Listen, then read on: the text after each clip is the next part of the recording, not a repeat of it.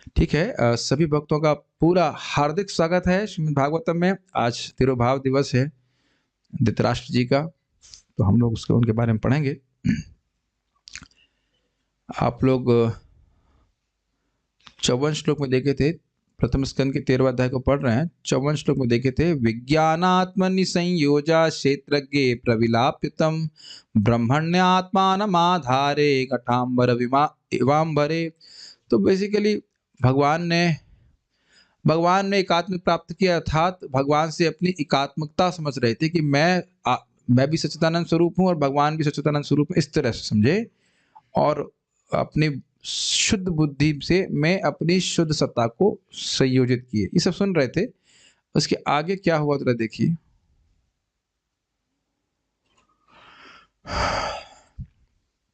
अब वह कोई हलचल नहीं कर रहे थे, बाह्य क्रियाओं से एकदम निवृत्त हो गए थे, उसको बता रहे हैं। पहले आप सुन रहे थे कि वो खा रहे थे, अपभक्ष, अब वो सब भी बंद कर दिया है। वो आगे की थोड़ी स्टेज के बारे में वर्णन हो रहा है, मेरे पीछे बोलिए। ध्वस्त माया गुणोदर को, ध्वस्त माया गुणोदर को, निरुद्ध करणाशयः, निरुद्ध करणाशयः, निवर्तिताखिलाहारा, निवर्तिताखिलाहार, आस्ते स्थाणुरिवाचलः, आस्ते स्थाणुरिवाचलः, तस्यान्तरायो मैवाभुः, तस्यान्तरायो मैवाभुः, संन्यस्ताखिलकर्मणः, संन्यस्ताखिलकर्मणः, ध्वस्त माया गुणोदर्को निरुद्ध करणाशयः, ध्वस्त माया गुणोदर को, निरुद्ध करणाशयः, निवर्तिताखिलाहार, आस्ते स्थाणुरिवाचलः, निवर्तिताखिलाहार, आस्ते स्थाणुरिवाचलः, तस्यान्तरायो मैवाभूः संन्यस्ताखिल कर्मणः, तस्यान्तरायो मैवाभुः संन्यस्ताखिलकर्मणः। इस श्लोक के दो अर्थ होंगे, भी देखेंगे आप। उन्हें इंद्रियों के सारे कार्य बाहर से भी रोक देने होंगे और भौतिक प्रकृति के गुणों से प्रभावित होने वाली इंद्रियों की अंतः क्रियाओं के प्रति भी अभेद्य रहना होगा। इन सारे भौतिक कार्यों का परित्याग करने पर वे अचल हो जाएंगे और मार्ग के सारे अवरोधों को पार कर जाएंगे। अथवा राजन शब्द आपको अगले श्लोक से लेना पड़ेगा। इसके जो पहले की आप लाइन देख रहे हैं यहां तक, स्थाणुरिवाचल, वहां तक लीजिए। उसके बाद तस्य अंतरो मैवा भू को अगले श्लोक में डाल देंगे अगर, तो वहां से राजन पिकअप कर दिया जाएगा, तो उस प्रकार से अन्वय होगा। हे राजन त्वम, वो अगले श्लोक से लेंगे। जब अगला श्लोक देखेंगे तो समझ में आ जाएगा। ये सब तो वैसे तो राजन से ही बोल रहे हैं, युधिष्ठिर से ही बोल रहे हैं। संन्यस्ता अखिल कर्मणा जिन्हों, सॉरी अन्वय बोलने लगे क्या मैं? अभी नहीं, अभी क्षमा कीजिएगा, सॉरी। उसका अभी अर्थ समझ में आ जाएगा। मैं शुरुआत करता हूं, अन्वय से देखिए पहले। ध्वस्त माया गुणो उदर्क, उदर्क का अर्थ यहाँ पे क्या लिया गया देखिए, शब्दार्थ में देखिए, परवर्ती प्रभाव, आफ्टर इफेक्ट्स। परवर्ती समझ में आता है। ध्वस्त माया गुणा उदर्क, यानी कि माया के गुणों का जो आफ्टर इफेक्ट होता है। जैसे यहाँ पे कुछ खाते हैं तो उसका प्रभाव कुछ समय के बाद होता है, तो उसे कहते हैं परवर्ती प्रभाव। तो माया के गुणों के जो परवर्ती प्रभाव है, मानो किसी पे रजोगुण का प्रभाव हुआ तो क्या होगा, काम वासना बढ़ जाएगी। तमोगुण का प्रभाव हुआ तो नींद आ जाएगी, और सतोगुण का प्रभाव होगा तो जगत में ज्ञान के द्वारा आसक्त हो जाएगा। ज्ञान संगे न बदनाती, सुख संगे न चानगा, सुखी हूं मैं, ज्ञानी हूं, ऐसे करके। तो इन तीनों प्रकार के गुणों के परवर्ती प्रभाव, उदर्क समझ रहे हैं, आफ्टर इफेक्ट से वो मुक्त हो गए। ध्वस्त मतलब नष्ट कर दिया उन्हें। माया के गुणों के परवर्ती फल अर्थात वासना को नष्ट करते हुए, करके होते हुए। और ये वासनाएं तीन प्रकार की हैं। मुझे सोने का मन कर रहा है, ठीक, मुझे ये बिजनेस बहुत आगे फैलाना है, मैं सुखी हूं। समझ में आ गया? तीनों ही इच्छाएं हैं कि नहीं? और तीनों इच्छाएं बांध रही हैं। उदाहरण दिया जाता है कि लोहे की रस्सी, लोहे की चेन, और चांदी की चेन, और सोने की चेन।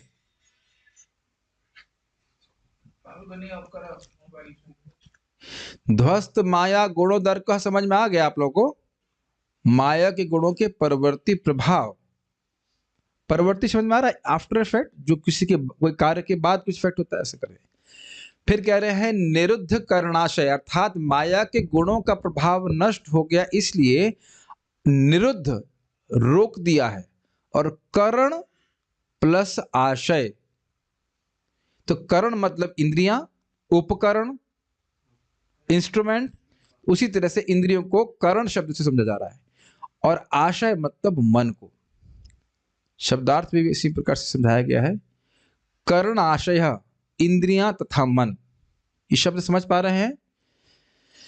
अंतःकरण कहा जाता है मन को, अंतः इंद्रिया, मन को आंतरिक इंद्रिय कहा जाता है। एक्चुअली अंतःकरण मतलब मन, बुद्धि, अहंकार, चित्त, इसे मिलाकर के इसको अंतःकरण कहा जाता है। आंतरिक इंद्रियां, कुछ क्या कटने में दिक्कत हो रही है? करण, करण कारक तो समझते हैं ना, इंस्ट्रूमेंटल केस, कुछ इंस्ट्रूमेंट से कुछ कार्य करते हैं, तो आंख से, कान से, नाक से कुछ कार्य नहीं करने, इसलिए उनको करण कहा जाता है। तो बाह्य करण और अंतःकरण, तो बाह्य करण क्या हुआ? आंख नाक जो आप कह रहे हो, और अंतःकरण आपका मन, तो इसलिए कह रहे हैं, और उसको कह रहे हैं आशय शब्द से। अगर आपको यहां नहीं समझ में आ रहा है तो आप देखिए, एक शब्द हम सुन चुके हैं, दुराशया ये बहिरर्थ मानना, नाते विदु स्वार्थ गतिम ही विष्णु, दुराशया ये बहिरर्थ मानना। लोगों को नहीं समझ में आ रहा है क्योंकि स्वार्थ गति विष्णु है। क्यों नहीं समझ में आ रहा है? दुराशय, उनका हृदय गंदा है, उनका मन गंदा है। आज भी हम प्रवचन कर रहे थे, देखा था, वो एक माता जी बाद में प्रश्न कर रही है, अभी तो आप लोग बहुत सारे कार्य कर रहे हो, ये है वो है, नहीं, और उसके बाद बोल रहे यहाँ हम सुख तो भोग ही रहे ना, हम भी कुछ भक्ति करते हैं, सुख भोग रहे हैं। हमने कहा भाई आप स्वेटर क्यों पहन रही हैं? वो पूरी बात देख रहे थे, सुन भी नहीं पा रही थी, समझ नहीं पा रही, स्वेटर इसलिए पहन रहे हो क्योंकि ठंडक का दुख की निवृत्ति करनी है, दुख की निवृत्ति को सुख मान रहे हैं। तो ये गंदे आशय की वजह से होता है। गंदा आशय मतलब हृदय गंदा है, तो व्यक्ति गलत चीजों को अच्छा मान रहा होता है। आशय का अर्थ समझ में आ रहा है? आशय का अर्थ इंटेंशन नहीं, जो आप हिंदी में समझते हैं।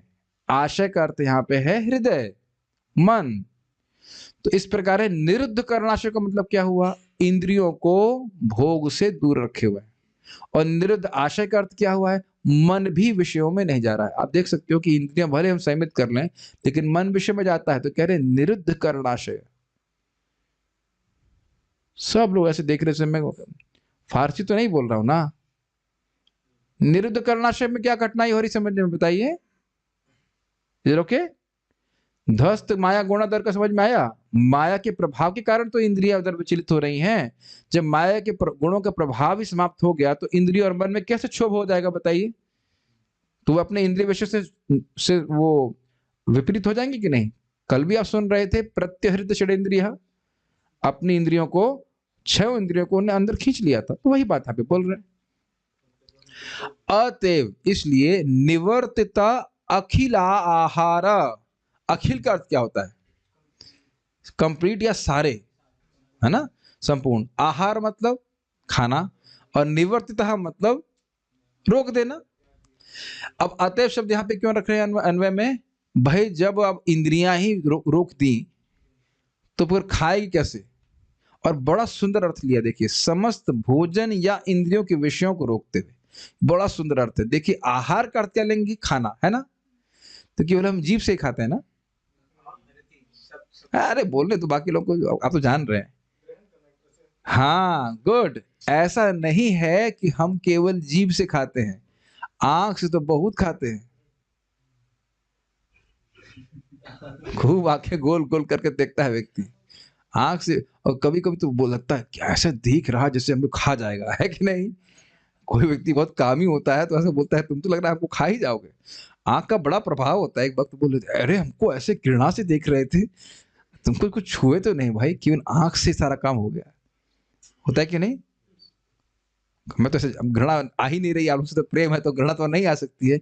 मैं बता रहा था कैसे हमारे आज ही भक्तों में महाराज का गुणगान कर रहा था। आप सभी भक्त लोग सत्यापित करेंगे, आप देखेंगे परम पूज्य राधारमण महाराज जी का कभी प्रणाम कीजिए, कितने प्रेम से महाराज देखते हैं। आपने देखा है, अनुभव किया होगा। ठीक है, रुकेंगे, अगर बहुत जल्दी में नहीं है तो महाराज रुकेंगे, आप प्रणाम करेंगे तो बड़ा अफेक्शन होता है, आंख का बड़ा प्रभाव होता है। आपने देखा हो, सबने अनुभव किया कि नहीं? बड़ा प्रभाव होता है। प्रभुपाद जी की आंख के द्वारा ही लोग प्रभावित हो जाते थे। इनको ऐसा अनुभव है कि आंख से ही सब उनका अंदर बाहर सब शुद्ध कर दिया। ये सब तो है ही, लेकिन ये बात सत्य भी है। लेकिन हम उधर उधर नहीं जा रहे, हम छोड़ने की बात नहीं, हम ग्रहण करने की बात कर रहे हैं। आंख से हम बहुत कुछ ग्रहण करते है ना? कल भी चर्चा कर रहे थे। और बाकी नाक से, जीभ से, कान से। कल हमारे भक्त क्लास में नहीं आए थे, गैस बहुत बन गई थी पेट में। आज मालूम चला नाड़ी परीक्षण में कि खूब दाल पी के गई। तो निवर्तिता क्या, वर्तिता अखिलाहारा, खूब दबा के खाया जा रहा है। यार उन्हीं के संग नहीं तो हम सभी के संग होता है। एक बार मुझे याद है, पहली नित्यानंद चतुर्दशी में हमने खूब केक खाया था। अरे भाई, उसके अगले दिन इतना पेट दर्द किया है। वो भाई रो रहा था, मैं बहुत रोया था। इतना पेट में दर्द कभी नहीं हुआ मेरे को। ऐसे भी नहीं होता है, बहुत बहुत कष्ट हुआ था। क्या मरोड़ जैसी उठती, बड़ा कष्ट हो रहा है। और हंसेंगे आप लोग, जब हम वैद्य के पास गए तो कहते इसी परेशानी से 3 लोग आए। कहता कल फीस्ट था ना? हाँ। कह रहे 3 लोग इसी बीमार, आपसे पहले 3 लोग आ चुके। नहीं नहीं, हमने कहा अच्छा अच्छा, तो हम अकेले नहीं। मैं इसलिए बोल रहा हूँ कि आहार त्यागना कितना कठिन है कि नहीं। यह भी कह दिया जाए कि अन्न छोड़ करके फल खाओ, तो वह भी नहीं होता है, बहुत मुश्किल होता है। तो कितना उच्चतर स्थिति को प्राप्त किया। निवर्तिता अकेला आ रहा, समझ में आया? हर प्रकार का भोजन, अर्थात अब हम समझ सकते हैं कि जल भी त्याग दिए होंगे। कुछ अंतर दिखा रहे, पहले ही बोल चुके हैं कि पानी ही खा रहे थे, तो अब यहां अर्थ होगा कि पानी भी नहीं खा रहे थे, केवल हवा ही पी रहे थे। निवर्तिता अखिलाहारा, समझ में आ गया? भोजन, सारा प्रकार का भोजन भी बंद कर दिया था, या इंद्रियों के विषयों को भी पूरा त्याग देते। न कहीं देख रहे थे, न कुछ सुन रहे थे, कुछ भी नहीं कर रहे थे। ठीक। संन्यास्ता अखिल कर्मणा, अब तो बड़ा समझ में आ रहा होगा। इन सारे भौतिक कार्यों का परित्याग करने पर, कौन से? देखना, छूना, सूंघना इत्यादि इत्यादि, सारे जो ज्ञानेन्द्रिय कर्मेंद्रिय कार्य सब फ्रीज कर दिया उन्होंने, कुछ नहीं कर रहे थे। संन्यास्त मतलब त्याग दे, सम्यक रूप से न्यास, न्यास मतलब त्यागना, सम्यक रूप से त्याग दिए थे। क्या त्याग दिया था? अखिल कर्मणा, सारी ज्ञानेन्द्रिय, सारी कर्मेंद्रिय के कार्य पूरी तरह से त्याग दिए। तो कहीं बाथरूम नहीं जा रहे थे, जब पानी ही नहीं पी रहे हैं, खाना ही नहीं खा रहे हैं, तो बाथरूम जाने का क्या मतलब हुआ? ओके। क्योंकि सारे कर्म त्याग दिए हैं, इसलिए स्थाणु वे स्थावर इव के समान अचल स्थिर आस्ते अर्थात आसीन है। ये समझने का प्रयास कीजिए। देखिए, स्थावर मतलब पेड़, पेड़ हिलता, अब हवा से हिला दे अलग बात है, लेकिन ऐसे पेड़ स्थिर रहता है। तो समझने का प्रयास कीजिए, क्योंकि वह सारे कर्मों को त्याग चुके हैं। Like something like, let me try to do this. मैं आंखें फिर भी हिला रहा हूं, बड़ा मुश्किल है। कभी कभी आपने देखा होगा, आजकल हमने सुना है कुछ शादियों में कुछ लोगों को बुलाते हैं, वो ऐसे कोई भूत, मतलब भूत जैसे तो पता नहीं, स्टैचू जैसे रहता, वो हिलता भी नहीं है। तो अब तो समझ में आ रहा होगा कि स्थानुर का अर्थ क्या हो रहा है। स्थानुर का मतलब होता है जो चलता नहीं है, बिल्कुल फिक्स्ड, स्थावर, पेड़ एकदम एकदम ठूंठ जैसा व्यक्ति खड़ा हो जाता था, एकदम। अब ये हिल भी नहीं रहे थे, मतलब अब आंख वांख एकदम बंद और एकदम हिल नहीं रहे। मैं नहीं कर सकता हूँ, स्टूडियो फिगर, लेकिन कैसे कर रहे होंगे, सांस भर ले रहे होंगे, अब आप समझ सकते हैं। बस हो सकता सांस भी लेकर अंदर बंद कर दियो, वी डोंट नो दैट। समझ में आ रहा है? स्थानुर इव अचल। अभी स्थानुर इवा क्यों कह रहे हैं, स्थानुर एवा क्यों नहीं कह रहे हैं? क्योंकि जिंदा है अभी, सांस तो मैं मान सकता हूं कि सांस तो ले ही रहे होंगे, कुछ देर में ले रहे होंगे, लेकिन सांस ले रहे होंगे। तो अब ऐसा भी नहीं है कि एकदम पत्थर की तरह जी रहे, पत्थर तो सांस भी नहीं ले रहा है, इसलिए कह रहे स्थानुर एवा। एवा इवा समझते हैं आप लोग? इवा मतलब जैसे। तस्य अंतराया मां एव अभु, इसलिए उनके अंतराया, सारे विघ्न बाधाएं, मां एवा इस तरह कभी नहीं, अभु का मतलब होंगे। मतलब अब जब बाह्य इंद्रिय विषयों से संपर्क ही टूट गया, तो साधना में, भजन में अंतराय कैसे आएगा? अंतराय का मतलब होता है अंतर। भाई आप एक बात बताओ, आप में से कितने लोग, आपकी लास्ट माला कितनी बजे हुई? For example Parth Prabhu, last माला कितने बजे हुई? 7 बजे। मेरी भी ऐसे 8 बजे हुई। अब 8 बजे के बाद से माला तो नहीं उठी ना? नहीं, आप ही की बात नहीं, हमने एक दो चार माला कर लिया ऐसे मान लीजिए, लेकिन नहीं हुई। अब बताइए, अगर उसमें हम कह दें कि अंतराय आ गया तो मानेंगे ना आप? भाई कुछ सेवा है, ये मैं नहीं कह रहा हूँ कि अच्छा बुरा, खाना खाना है, बाथरूम जाना है, ये करना, इन्हीं के संग नहीं, सभी के सभी लोग तो कर रहे हैं, कुछ नौकरी भी जा रहे हैं, तो साधना में कुछ अंतराय आया कि नहीं? अब मानो ना आपको खाना खाना होता, नहीं बाथरूम जाना है, ना कुछ भी नहीं करना, केवल सांस भर लेनी है, तो अब हम दिन भर जब कर सकते हैं कि नहीं? Don't try it at home. हम खाली आपको समझा रहे हैं, ये हमारे लिए भाई शरीर का अंतराय प्रस्तुत करता है कि नहीं? भाई अभी आप जाकर के 1 घंटे के बाद जो भी 9 बजे, सवा 9 बजे सो जाओगे। अब सोते हुए तो भजन नहीं कर रहे हैं ना, कुछ अंतराय आ रहा है कि नहीं आ रहा? अंतराय शब्द को मैं व्याख्या करने का प्रयास कर रहा हूं कि डिस्टर्बेंस, गैप नहीं आ रहा है उनका। समझ में आ रहा है ये बात? मैं ये नहीं कह रहा हूं कि आप हीन हैं ऊपर, वो बात नहीं बोल रहा हूं। पहले हमारे जीवन में अंतराय आता ही, शरीर की वजह से भी दिक्कत होती है, लेकिन यहां जो बड़ा स्पष्ट समझ में आ रहा है कि अब उन्होंने शरीर के सारे कर्म ही रोक दिए। Does it make sense? निवर्तता क्या था? निवर्तता अखिलाहारा संन्यस्त अखिल कर्मणा। शरीर का जो भी कार्य है वो सब रोक दिया, तो अंतराय कैसे आएगा? और मन तो वैसे भी भोग में जा नहीं रहा है। हाँ, एक और संभावना हो सकती है कि भले ही हमने शरीर के सारे कार्य रोक दिए, मन में कुछ चल रहा हो, तो कहते नहीं, निरुद्ध करणाशय। तो जहां से भी साधन में एक अंतराय आता, विघ्न आता, विघ्न का मतलब रुकावट आती, चेंज आता, गैप आता, वो सब बंद कर दिया। इसलिए कह रहे हैं तस्य अंतराय मां एवा। एवा यहाँ पे शब्द है निश्चितता में, कभी भी मां मतलब नहीं, निश्चित ही कोई अंतराय उनकी साधना में नहीं आएगा। तुमको चिंता करने की जरूरत नहीं कि कहां खा रहे हैं, वो जो तुम्हारे सारे कर्म ही जो उन्होंने त्याग दिए हैं, तुमको भी भूल गए हैं। निरुद्ध करणाशय, समझ रहे हैं? मन में अब युधिष्ठिर महाराज की कोई स्मृति नहीं है, सब कुछ नष्ट। सुन लिया ना आपने, ध्वस्त माया गुणोदर कह। ये तो गुणों के प्रभाव से ही मोह इत्यादि उत्पन्न हो रहा है कि नहीं? तो अब उनका ऐसा कोई आसक्ति में भी नहीं, ऐसा नहीं, बिल्कुल भी आपसे आसक्ति नहीं है। हम पहले सुन चुके हैं, क्या शब्द था वो? पारिवारिक क्लेश से मुक्ति, विगतैषिण। सारी इच्छाएं कि घर परिवार कैसे चलेगा, वो सबसे मुक्त हो गए। सब समझ में आ रहा है बात आप लोगों को? ठीक है। अब दूसरा अर्थ समझिए, लास्ट लाइन का अर्थ थोड़ा चेंज हो रहा है। हे राजन, तुम संन्यस्थाखिल कर्मणा, जिन्होंने सारे भौतिक कार्यों का परित्याग कर दिया है, तस्य, उन धृतराष्ट्र के कार्य में आप अंतराय एवं माभुः, विघ्न निश्चित ही न बने। इसको कैसे लिया गया है देखिए, मान लो युधिष्ठिर महाराज कह रहे कुछ खा ही नहीं रहे हैं, मर जाएंगे भाई, मैं जाता हूं, थोड़ा कम से कम दर्शन करने के लिए जाऊं। तो कह रहे कि नहीं, उनकी साधना में अब आप अंतराय मत बनिए, विघ्न मत दीजिए। तो ये भी एक अर्थ है, समझ पा रहे हैं?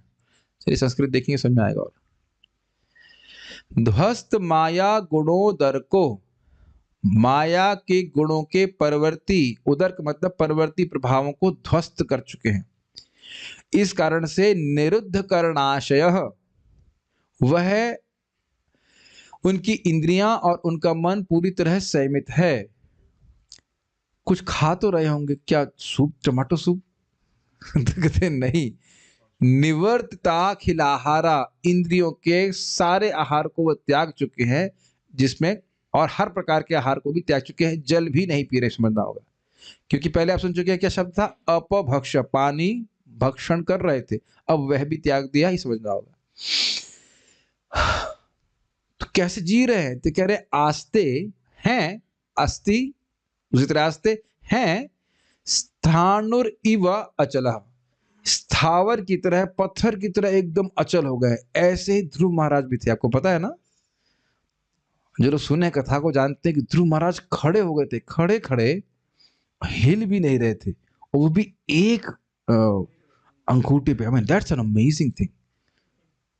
एक अंगूठे पे खड़ा होना ही मुश्किल है, और उसमें भी ना हिलना, ये तो इम्पॉसिबल है। आप दोनों टांगों पे खड़े होंगे तो 32 बार हिलेंगे हम लोग। आप ही क्या, मैं, हम सभी लोग हिलेंगे, है कि नहीं? हम तो बैठे बैठे मैं कितना हिल रहा हूं, देख रहे हैं कभी इधर कैसे। वो एक्चुअली 5 साल की बात नहीं, वो कुछ योगिक सिद्धि इस प्रकार की हो जाती है, धरती प्रभावित हो गई थी। बड़ा बड़ा सुंदर प्रसंग है वो, जब ध्रुव महाराज के बारे में सुनेंगे। अच्छा कितना अच्छा है ना, जहां हम लोग बैठे हैं बस उसके पास में ही है। चले कभी, मैं आज तक जा नहीं सका, हम जा नहीं सके हैं। चलो संडे को प्रयास करें। उस दिन हम लोग अन्न नहीं खाएंगे जब तक वहां नहीं पहुंच जाते उसके बाद ये फीस्ट भी खाओ। उसके बाद प्रभु जी बैठे हुए यहाँ पे, फीस्ट तो खाने नहीं देंगे, नहीं उस दिन छोड़ देंगे। ठीक है, लेकिन जाना चाहिए सही में, एक बार जरूर। बहुत समय हो गया, देखो 14 साल बीत गए, उधर से मैं कितनी बार प्रीचिंग करने के लिए निकल गया, कभी जाने का मौका नहीं लगा। ये गलत, एक्चुअली दिस इज रॉन्ग। ठीक है, चलो संडे को 11 o'clock संडे। अब दिन तो याद रहता नहीं संडे को। अद्वैताचार्य जी का पेरेंट्स डे तो नहीं ना, सो विल गो। बात यहाँ पे आ गई तो आए, क्योंकि ध्रुव महाराज का स्मरण करके भक्ति में स्थैर्य आता है। तस्य अंतराय मैं बाभू, इस कारण से तस्य उन धृतराष्ट्र के साधना में अंतराय, अंतर, विघ्न, मैव अभू, नहीं ही होगा, हो ही नहीं सकता। क्यों भाई? संन्यस्त अखिल कर्मणा, सारे कर्मों को त्याग दिए हैं, तो किसी कोई और कर्म कर ही नहीं रहे, केवल भगवान का ध्यान कर रहे हैं, ये कहने का अर्थ। और दूसरा अर्थ क्या है कि इन्होंने जब सारे कर्म त्याग दिए हैं, संन्यस्त अखिल कर्मणा, तो तस्य उन युधिष्ठिर महाराज के साधना में माँ एवं अंतराया भू, आप उसमें अंतराय प्रस्तुत मत करिए। वहां जाकर के रोने की जरूरत नहीं है कि अब चाचा ताऊ जी क्या घर चलिए, थोड़ा सा कुछ करिए, हमारी तरफ देखिए तो सही, आपके बिना कितना दुखी है, ये सब करने की जरूरत नहीं। दोनों अर्थ समझ में गए? ठीक है।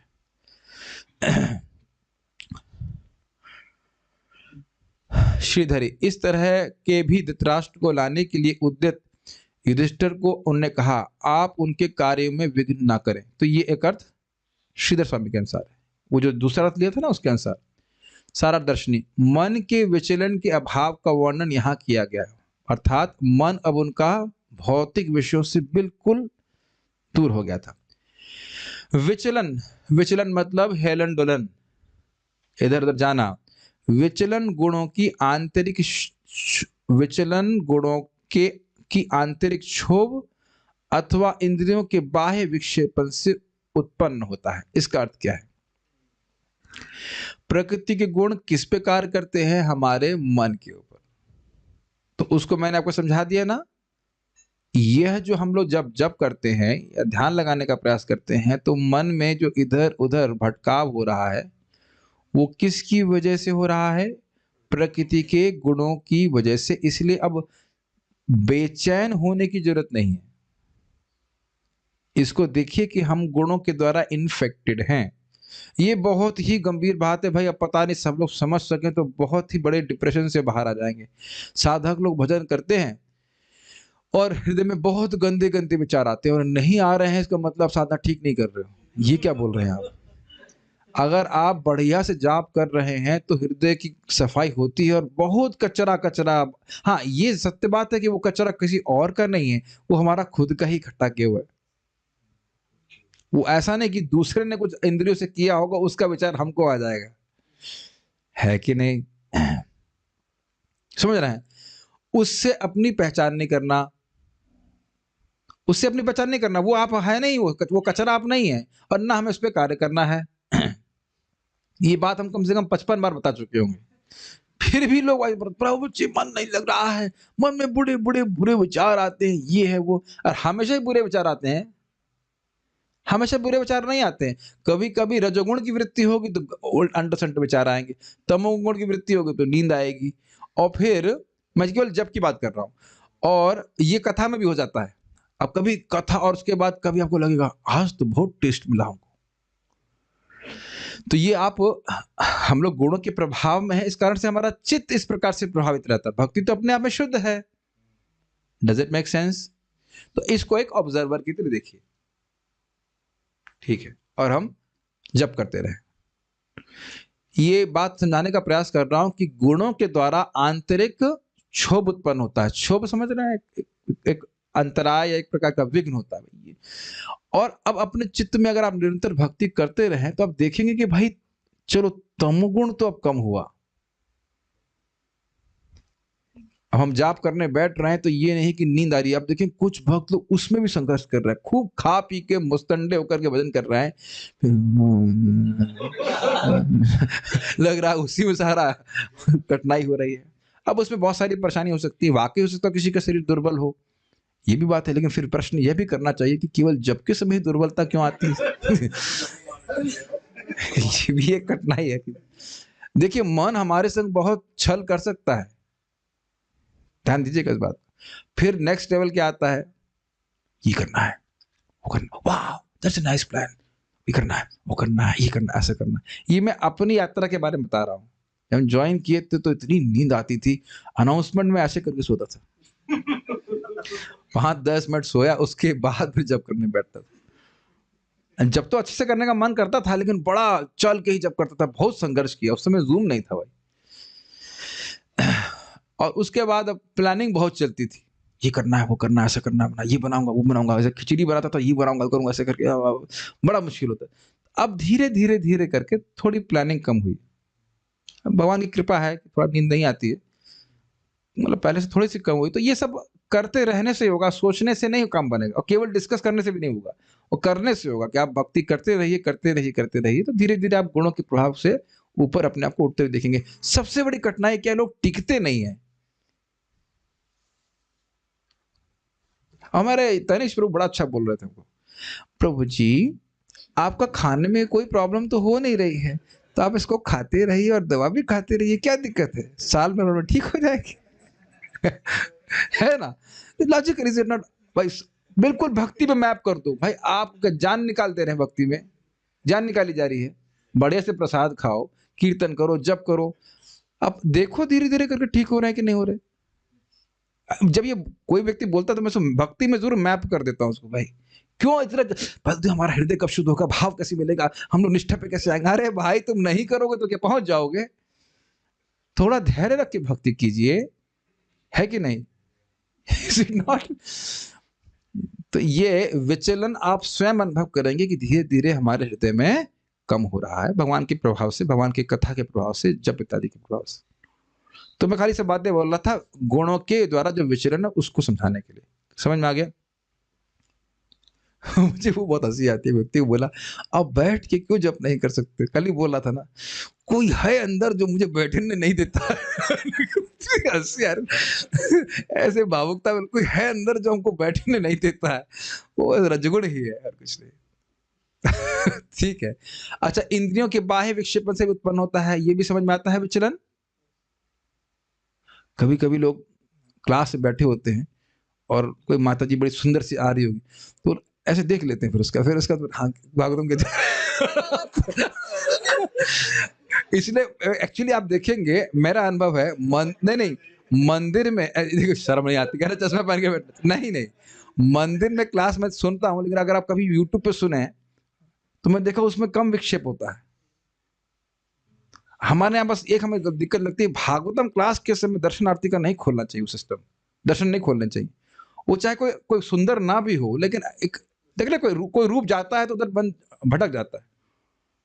वो एक बड़ा एकाग्रता से मतलब हम लोग सुनना चाहते हैं क्लास कभी। ये बड़ा अभी से मान लो हम लोग क्लास में बैठेंगे, यहाँ देख रहे हैं ना, कोई डिस्टर्बेंस नहीं होता है, और कॉन्स्टेंटली कोई आ रहा जा रहा होता है। इसका मतलब नहीं कि सुंदर हो या नहीं हो, लेकिन वो इंद्रियों का स्वभाव ही होता है, कुछ देखना चाहते क्या क्या चल रहा है। हाँ बहुत सारा नहीं, प्रणाम ही नहीं किया, अरे अरे देखो वो उल्टा प्रणाम कर रहा है। उसका पाँव भगवान की तरफ है, ऐसे कुछ तो माइंड प्रोसेस करता रहता है। वो कौन समझाए, मंदिर में तो कौन नहीं समझेगा, लेकिन मैंने देखा है इसका मतलब जो है प्रभाव होता है, बहुत प्रभाव होता है। मैंने देखा है बहुत ज्यादा प्रभाव होता है। बलराम हॉल में बैठते हैं, कोई व्यक्ति आ गया कैमरे के सामने से इधर से जा रहा है, कोई उधर से जा रहा है, ऐसे या बच्चा रोने लगा कि उसकी माँ संभाल रही है उसको, ऐसे करके तो बहुत डिस्टर्बेंस हो जाता है। यहाँ क्लास में आप देखेंगे अधिक फोकस हम लोग कर पाते हैं। महाराज भी कई बार इस बात को बोले थे। तो ये सब चीजें हैं। तो ये इंद्रियों के बाह्य विक्षेपण से उत्पन्न होता है। और एग्जाम्पल देंगे, जैसे जो लोग बहुत खबोड़े होते हैं तो अब वो जहां मन मार्केट में जाएंगे तो वहां क्या है, वहां रबड़ी है, चाहे खा नहीं पा रहे हैं लेकिन इंद्रियों से वैसे आंखों से देख रहा होता है। तो ये इंद्रियों से विक्षेपण होता है। कामी लोग ऐसे स्त्रियों को देखते रहते हैं, क्या चल रहा है, ऐसे क्या, कौन ऐसे बहुत सारे लोग, तो हर इंद्रिय का विक्षेपण हो रहा है। तो उससे भी वह मुक्त थे, सारी इंद्रियों के सारे कार्य ही रोक दिए थे, निरुद्ध करण कर दिया था, तो क्या वैसे विक्षेप होगा, ये बोल रहा है। धृतराष्ट्र को दोनों ही न थे, क्योंकि उन्होंने वासनाओं के संस्कारों को अर्थात माया के गुणों के फल को ध्वस्त कर दिया था। ये बहुत अच्छी शब्द है, इसको व्याख्या कर रहे हैं ये, ध्वस्त गुणा ध्वस्त माया गुणोदर्कः। उदर्क का अर्थ था परवर्ती प्रभाव। तो क्या परवर्ती प्रभाव आपने सीखा स्पष्ट, वासनाओं का संस्कार। अरे भाई ये बहुत अच्छी बात है हमारी साधना के लिए। जब आप भजन करने बैठेंगे तो आप देखेंगे कि वासनाओं के संस्कार हैं, और ये इतनी जल्दी जाने वाला नहीं है। It takes a lot of time, not infinite time, but a lot of time. और आप अकेले नहीं हो, सबके अलग अलग संस्कार हो सकते हैं। जो गृहिणी है उसका संस्कार ये हो सकता है गोभी सब्जी बनानी है, या मेरी सास ने ऐसा कहा था 20 साल पहले, 40 साल पहले। Is it not? हर व्यक्ति के संस्कार अलग क्यों है? अनुभव अलग है, उसने गुणों का संपर्क अलग अलग प्रकार से किया है। अब जिसकी शादी नहीं, उसकी सास तो जन्म ही नहीं ले सकती है, ले सकती है क्या? मेरी बात समझ में आया? उदाहरण क्यों दिया? जिसको वो अनुभव ही नहीं है सास की, क्या कहते हैं, उलाहना सुनने का, उसके मन में तो ये नहीं आएगी। और सास की उलाहना कब सुनने को मिलेगी? जब आप सास रही, जब शादी करोगे। तो अच्छा अच्छा, नहीं तो हम सबका मजाक बनाएंगे। अब ब्रह्मचारियों को सीनियर कोई ब्रह्मचारी डांटते हैं तो याद आ ही जाता है, घर छोड़ के आया, कोई वक्त नहीं, इतना डांट रहे हैं, क्या समझता है अपने आप को, देखते हैं कब तक रहेगा इंचार्ज, इत्यादि इत्यादि। क्या ये सब भावना नहीं आती है? आप झूठ मत बोलिए, आता है। तो अब ये ब्रह्मचारी आश्रम की डांट गृहस्थी को तो याद नहीं आएगी, और गृहस्थी की डांट ब्रह्मचारी आश्रम में जाएगी। बहुत सिंपल बात बोल रहा हूं ना, क्यों? संस्कार ही नहीं है। तो वासनाओं के संस्कार कैसे आ रहे हैं? अलग अलग प्रकार से हम गुणों का संग कर रहे हैं। गुण माइक वस्तुओं का संग कर रहे हैं। ये बहुत खतरनाक है भाई, ये बहुत खतरनाक है। हम लोग इतने, मैं अपने को इंक्लूड कर रहा हूं, इतने मूर्ख हैं, बेवकूफ हैं कि हम सोच रहे हैं कि हम गुणों के वस्तुओं का संग करेंगे और कुछ होगा नहीं। कितने, मैं शब्द बोलना चाहता हूं और बोल दूं क्या, उल्लू के पट्टे।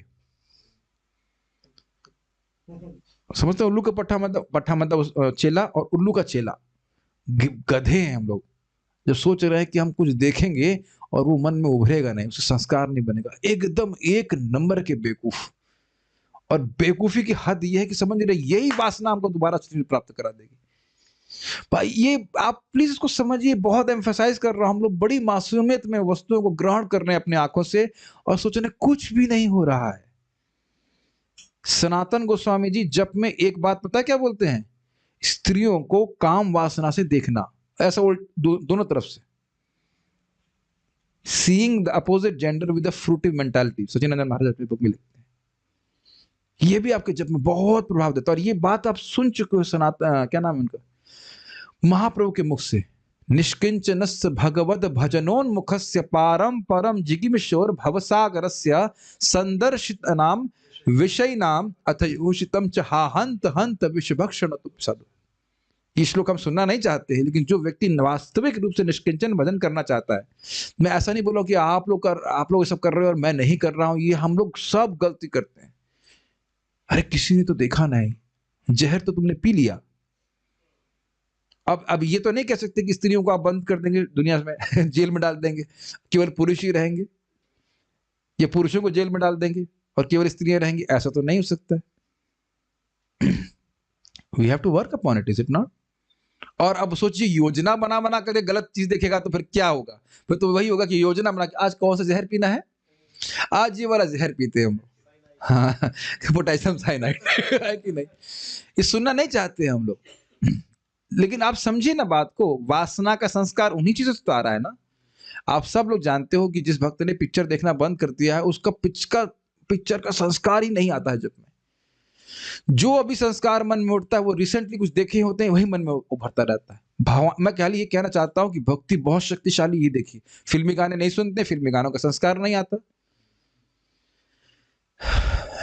तो ये बड़ा खतरनाक है। आप समझ ही सकते हैं कि इंद्रियों को, मन के सारे विचलन को रोकने का कितना बड़ा अर्थ है यहाँ पे। So we have to be very careful about this things. अच्छा, पॉजिटिव में क्या है? अभी आप जो पढ़ रहे हैं, ये चक्रवर्ती बात की टीका आंखों से पढ़ रहे हैं, तो क्या सोच रहे हैं छप नहीं जाएगी इसमें? इसीलिए हम टेक्स्ट दिखाते हैं साइड में। पॉजिटिव भी तो है। अभी जहर पी रहे तो अमृत भी तो है। आप ठाकुर जी को आप रोज देखने जाते हैं तो क्या कोई संस्कार नहीं बनता है? ओह, गौरदाई कितने सुंदर लगते हैं। आज जैसे आप एक क्षण में स्मरण कीजिए, सुबह के समय ग्रीन चद्दर लेकर के बलराम जी कितने हैंडसम लग रहे थे, सुपर हैंडसम लग रहे थे, है कि नहीं? तो वो संस्कार है, तभी तो आप स्मरण कर पा रहे हो। प्रभुपाद जी बोलते हैं वो भी छाप पड़ रही है। तो it's not all about negative things. रोज आप भगवान को देखने जाते हैं, अब इसको पॉजिटिव में पकड़िए। जो ब्रह्मचारी या जो व्यक्ति पीछे खड़ा हुआ है, समझ रहे, देखा है आपने बहुत बार, मतलब बिल्कुल लगता है कि बिल्कुल जैसे अगर जाएगा अंदर जाके भगवान में समा जाएगा ना, क्या होगा। अब वो बहुत बड़ी गलती कर रहा है, बहुत बड़ी गलती। महाराज जी बता रहे थे संबंध में कि हम जैसे नए भक्तों को तो बिल्कुल देखना चाहिए, और ये भागवत में लिखा है, भगवान के एक एक अंग को देखना चाहिए। भगवान स्वयं बोल रहे हैं कि मुझे टोटलिटी में नहीं देखना चाहिए, एक एक अंग को, भावों को देखना चाहिए, आंख को देखना चाहिए, चरण को देखना चाहिए। आप कहेंगे इतना समय नहीं होता, 6 डिटीज को कैसे देंगे? भाई किसी को तो देखो, एक चीज तो समझिए, नहीं समझ पा रहे। यहाँ पे भी कोई कहता है, मान लो किसी स्त्री का वर्णन कर रहा है, तुम्हारे बाल ऐसे हैं, तुम्हारे नाक ऐसी है, तुम्हारे आंख ऐसी, तो उसके पीछे क्या है? वह एक एक अंग पे ध्यान फोकस कर रहा है, नहीं तो डजंट मेक सेंस। ये तो नहीं कहते तुम निराकार कितनी सुंदर हो। ये शास्त्र का वचन है। क्या आप सामंजस्य बिठा पा रहे हैं? किसी को कुछ व्यक्ति सुंदर लगता है तो उसके एक एक अंग को देखकर सुंदरता का अनुभव करता है। तो भगवान तो अति सुंदर है, लेकिन सुंदरता को कैसे अप्रिशिएट करना बताइए? एक एक अंग को देखना चाहिए। वास्तविक रूप से ये कपिल देव बताते हैं, भगवान की भवों को देखने, यहाँ भवें भगवान की देखते हैं तो उससे काम वासना नष्ट होती है। भगवान के चरणों को देखते हैं, उसका अलग प्रभाव है। तीसरे स्कंद में भागवत में आप देख सकते हैं। समझ रहे हैं? इट्स नॉट क्या कहूंगा इसको, it's not something we are doing mechanically. एक फॉर्मेलिटी के लिए नहीं खड़े हैं, जैसे होता हमने देखा होगा, हम तो देखे ही है कि रैलियों में लोग खड़े होते हैं धरना देने के लिए आते हैं। धरना देने नहीं जा रहे हैं हम लोग मंगल आरती में, धरना देने के जा रहे हैं कि आधा घंटा पार हो जाएगा ही। धरना देने जा रहे हैं, धरना देने नहीं जा रहे हैं, वहां पे भीड़ बढ़ाने नहीं जा रहे हैं, टू सी कृष्णा।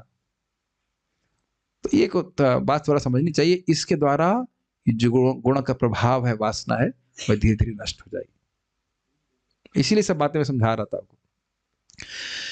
तो हम खाली बात कर रहे थे, गुणों ध्वस्त माया गुणों दर्क का अर्थ हुआ कि माया के गुणों का जो परवर्ती प्रभाव है, और वह क्या है?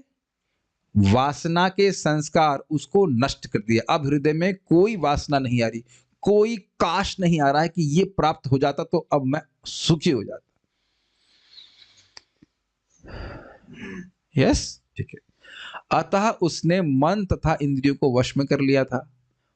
ये बात समझ में आ रही है कि वासना है तो मन उस वासना के पीछे जाएगा। गोभी की सब्जी, बथुए का साग, अब ये सब वासना है तो मन जाएगा ना वहां पे। मलाई कोफ्ता, जो भी नाम रख लीजिए, रसगुल्ला, हम तो केवल खाने की बात कर रहे हैं, और उसके बाद और अन्य अन्य विषयों के अलग अलग संस्कार सब नष्ट कर दिया। Quite an achievement, is it not? अच्छा, ये भी ध्यान रखिएगा कि राजा के रूप में, बहुत ध्यान से सुनिएगा, राजा के रूप में कितना प्रचुर भोग मिला था, इसकी हम कल्पना नहीं कर सकते। अब जरा अचीवमेंट के बारे में सोचिए, हम क्या भोगेंगे बताइए, क्या भोगेंगे हम लोग। और ये ध्यान दीजिएगा, वृद्धावस्था के कारण व्यक्ति भोग के संस्कार से मुक्त नहीं हो जाता। ये पहले भी समझा चुके हैं, मन कभी बुढ़ा नहीं होता है।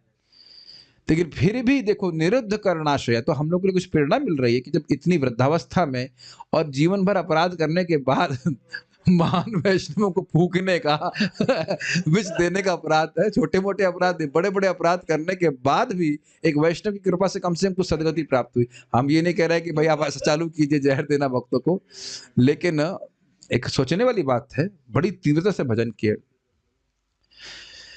अच्छा, तत्पर्य, धृतराष्ट्र ने योग विधि के द्वारा योग विधि के द्वारा सब प्रकार की भौतिक प्रतिक्रिया का निषेध करने का स्तर प्राप्त कर लिया था। ये अष्टांग योग के अभ्यास के द्वारा भी हुआ उनका। प्रकृति के भौतिक गुणों के प्रभाव का शिकार बना जीव पदार्थ को भोगने की दुर्दम्य इच्छा के वश हो जाता है। क्लियर, समझ में आया? क्या परवर्ती प्रभाव है बताइए गुणों का? वासना, वासना का संस्कार। ठीक है, किंतु योग विधि से मनुष्य ऐसे मिथ्या भोग से बच सकता है। मिथ्या भोग तो आप समझ रहे हैं, इसका आत्मा से कोई मतलब नहीं। आप लोगों के हृदय में क्या कोई वासना नहीं गई है?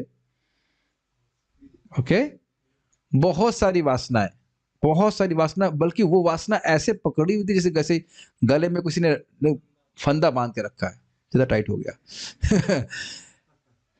Yes and no? यस। और आपको पता ही नहीं चला कि वो गायब कहां हो गई। ये भक्ति का बड़ा प्रभाव है, ये नाम जप का बड़ा प्रभाव है, प्रत्यक्ष प्रभाव। हमें भक्त बोल रहे थे कि घूमने की बहुत इच्छा थी, कह रहे हैं कुछ इच्छा ही नहीं रहेगी घूमने की, क्या सब जगह वही स्थान है। तो ये एक बात हमारे लिए सीखने के लिए मिली। हम लोगों को इस तरह से तो धृतराष्ट्र की तरह भजन नहीं करना है, भगवान की भक्ति करने से ही सारी वासनाएं समाप्त होती हैं। तव विक्रीडितम कृष्णा नृणाम परम मंगलम कर्ण पीयूषमासाद्य तजति अन्य स्पृहाम जना। और हो क्या रहा है जरा देखिए, मैं समझता हूँ जो लोग भी श्रीमद् भागवत को थोड़ा थोड़ा टेस्ट करते हैं, उतना टेस्टी है कि स्वाभाविक रूप से आप अब मनोहर कहानियां, मतलब नाम भी लेना खराब है, लेकिन उस सब बातों में आपका मन नहीं जाएगा कि हम वो सब पढ़ें। तो आप स्वयं देख रहे हैं कि जितना भी हम लोग भक्ति कर रहे हैं उसका प्रभाव है कि हमारा आशय शुद्ध हो रहा है। Is it not? ठीक है। अब प्रभुपाद जी निवर्तता अखिलाहारा पे बोल रहे हैं। प्रत्येक इंद्रिय सदा अपने भोजन की तलाश में रहती है और इस तरह बद्ध जीव पर चारों ओर से हमला होता है और उसे किसी भी कार्य में स्थिर होने का अवसर नहीं मिलता। तो श्रील प्रभुपाद क्या व्याख्या कर रहे हैं? निवर्तित अखिला आहारः संन्यस्त अखिल कर्मणः। हम कोई कर्म करने बैठते हैं, इतने में लगेगा कुछ खा लेते हैं, अरे पानी नहीं पिया है, जबकि हो सकता हो कोई प्यास ना लग रही हो। उस कार्य को करने में मन नहीं होता लगता है, इसलिए व्यक्ति बहुत सारे कार्य रच लेता है। अनुभव है? बाथरूम क्या है कि नहीं? फिर बाथरूम आ रही है। अब पर्टिकुलरली जब के समय नए भक्तों को बड़ी तकलीफ होती है। हमने सुना है, ऐसा पता नहीं कितना सत्य है, जो नए भक्त हुआ करते थे पुणे में, तो उनको टाइम ही रहती थी कि मान लो कहेंगे प्रभु जी मैं बाथरूम में क्या हो ना, वॉशरूम नहीं, सब बाथरूम बोलते थे। तो टाइम रहता कितने समय वापस आओगे, क्योंकि हो सकता है वो जाके वहां पे सो जाए। जब नहीं करना है तो ये भी लोग इस प्रकार से धोखा करेंगे। कोई तो हमने सुना, हम तो वहां पुणे में कभी ट्रेनिंग नहीं, कितना उनको परिश्रम पड़ा होगा ट्रेनिंग देने के लिए, बड़ा भारी लगता है लोगों को जब करना से करके। और आप लोग का अनुभव होगा इस प्रकार से। एग्जाम्पल दूंगा, आपने सुना होगा कि कुछ लोग गेम खेलते खेलते मर जाते हैं। सुना आपने? वीडियो गेम खेलते हुए हमने सुने, हम तो ऐसा कभी किए नहीं, लेकिन वो इतने मतलब उसमें अभिनिविष्ट हो जाते हैं कि निवर्तित अखिलाहारा संन्यस्त अखिल कर्मणा। खाना पीना, सही में वो खाना पीना भूल जाते हैं और सारे कर्म, यहाँ तक कि बाथरूम जाना भी भूल जाते हैं। हम तो सुने, और ऐसा करते करते कुछ लोग मर जाते हैं। वो एक अलग बात है, हम बोल रहे हैं कि कर्म ही सारे त्याग दिए, मन उसमें इतना अभिनिविष्ट हो गया। खैर वो तो एक अलग बात है, क्योंकि वहां पे सब वो मन उसमें लगा हुआ है, गेम में लगा है। लेकिन यहाँ पर बात कह रहे हैं, दूसरी बात कह रहे हैं कि इंद्रियों का जो विचलन है, इंद्रियां बारंबार ये चाहिए वो चाहिए, ये देखना है वो छूना, उसमें ही व्यक्ति का विचलन होता रहता है और सदा घूमती रहती, जैसे रडार, समझते हैं आप? रडार ऐसे घूमता रहता है लगातार और वो कुछ ना कुछ अपना सिग्नल कैच करना चाहता है। यस, आप देखो कि मंगल आरती जाते हैं, शुरुआत में भक्त होता है, अब उसका मन भगवान में बिल्कुल नहीं लगता होता है। फिर इसका अर्थ है नहीं कि आप मत जाइए, आप जाते तो भगवान का मन आप में लग रहा है, लेकिन मान लो कोई सुंदर रूप दिख गया तो उधर देखने लग जाएगा, अरे नहीं उधर देखना नहीं चाहिए, चलो भगवान कृष्ण बोल रहा, फिर उधर कोई दिख गया। लेकिन श्रील प्रभुपाद इसको बहुत अच्छी जगह एक तरह बताते हैं, कहते हैं कि मंदिर का वातावरण ऐसा होना चाहिए कि व्यक्ति सब कुछ बाहर का वातावरण भूल जाए। और ये हमारे मंदिरों में स्पेशली हम वृंदावन में देखते ही हैं, सुंदर सुगंध, भगवान का सुंदर रूप, तो यानी नाक का तो हो गया, उसके बाद आँख का भी हो गया, और कीर्तन बहुत सुंदर होना चाहिए। मान लो करताल मृदंग बहुत सुंदर बजे, बहुत लोग अप्रिशिएट करते हैं। हम तो कई बार देखे हैं, कोई अच्छा गा रहा होता है, अच्छा मृदंग बज रहा होता है, लोग ऐसे देख रहे होते हैं। पहली बार तो मृदंगी कभी देखा नहीं होता है, या तो ढोलक मैक्स ये तबला, मृदंगी मृदंग के एक ध्वनि ही अलग होती है, टिंग टिंग टिंग करके जो आवाज बजती है, लोग देख रहे हैं क्या हो रहा है। और फिर लोग भक्त लोग नृत्य कर रहे होते हैं। What a wonderful feast for the senses. इंद्रियों के लिए बहुत सुंदर एक फीस्ट है। और उसके बाद वो कानों से कथा सुन लग जाए तो फिर वो बहुत अच्छा हो जाएगा उसका। लेकिन यहाँ बुद्ध जी की क्या स्थिति है? आंखें आंखें कहीं लेके जा रही हैं, जीभ कहीं लेके जा रही है, कान कहीं लेके जा रहा है, नाक कहीं लेके जा रही है, ये स्थिति है। इसीलिए कह रहे हैं लगातार भोजन की तलाश में रहती। इसलिए आश्चर्य मत कीजिए कि जब हम संयम करने बैठे हैं तो हमें तकलीफ हो। इंद्रियां निरंतर भूखी हैं अपने भोगों के लिए। और आप लोग अब भी प्रत्यक्ष अनुभव करोगे भक्त लोग कि अब ऐसा जीव के संग नहीं हो रहा हमारे संग, कि अब जब भी हम खाने का कुछ वस्तु आ गई तो अब लपलपा के खाना शुरू कर दें। ऐसा तो नहीं कर रहे ना आप लोग? ऐसा तो बिल्कुल नहीं करते ना आप लोग। कभी भी नहीं प्रभु, जब तक कोई बहुत आग्रह नहीं करता हम नहीं खाते। मन की बात हो रही है, मन का तो ये सब स्थिति है।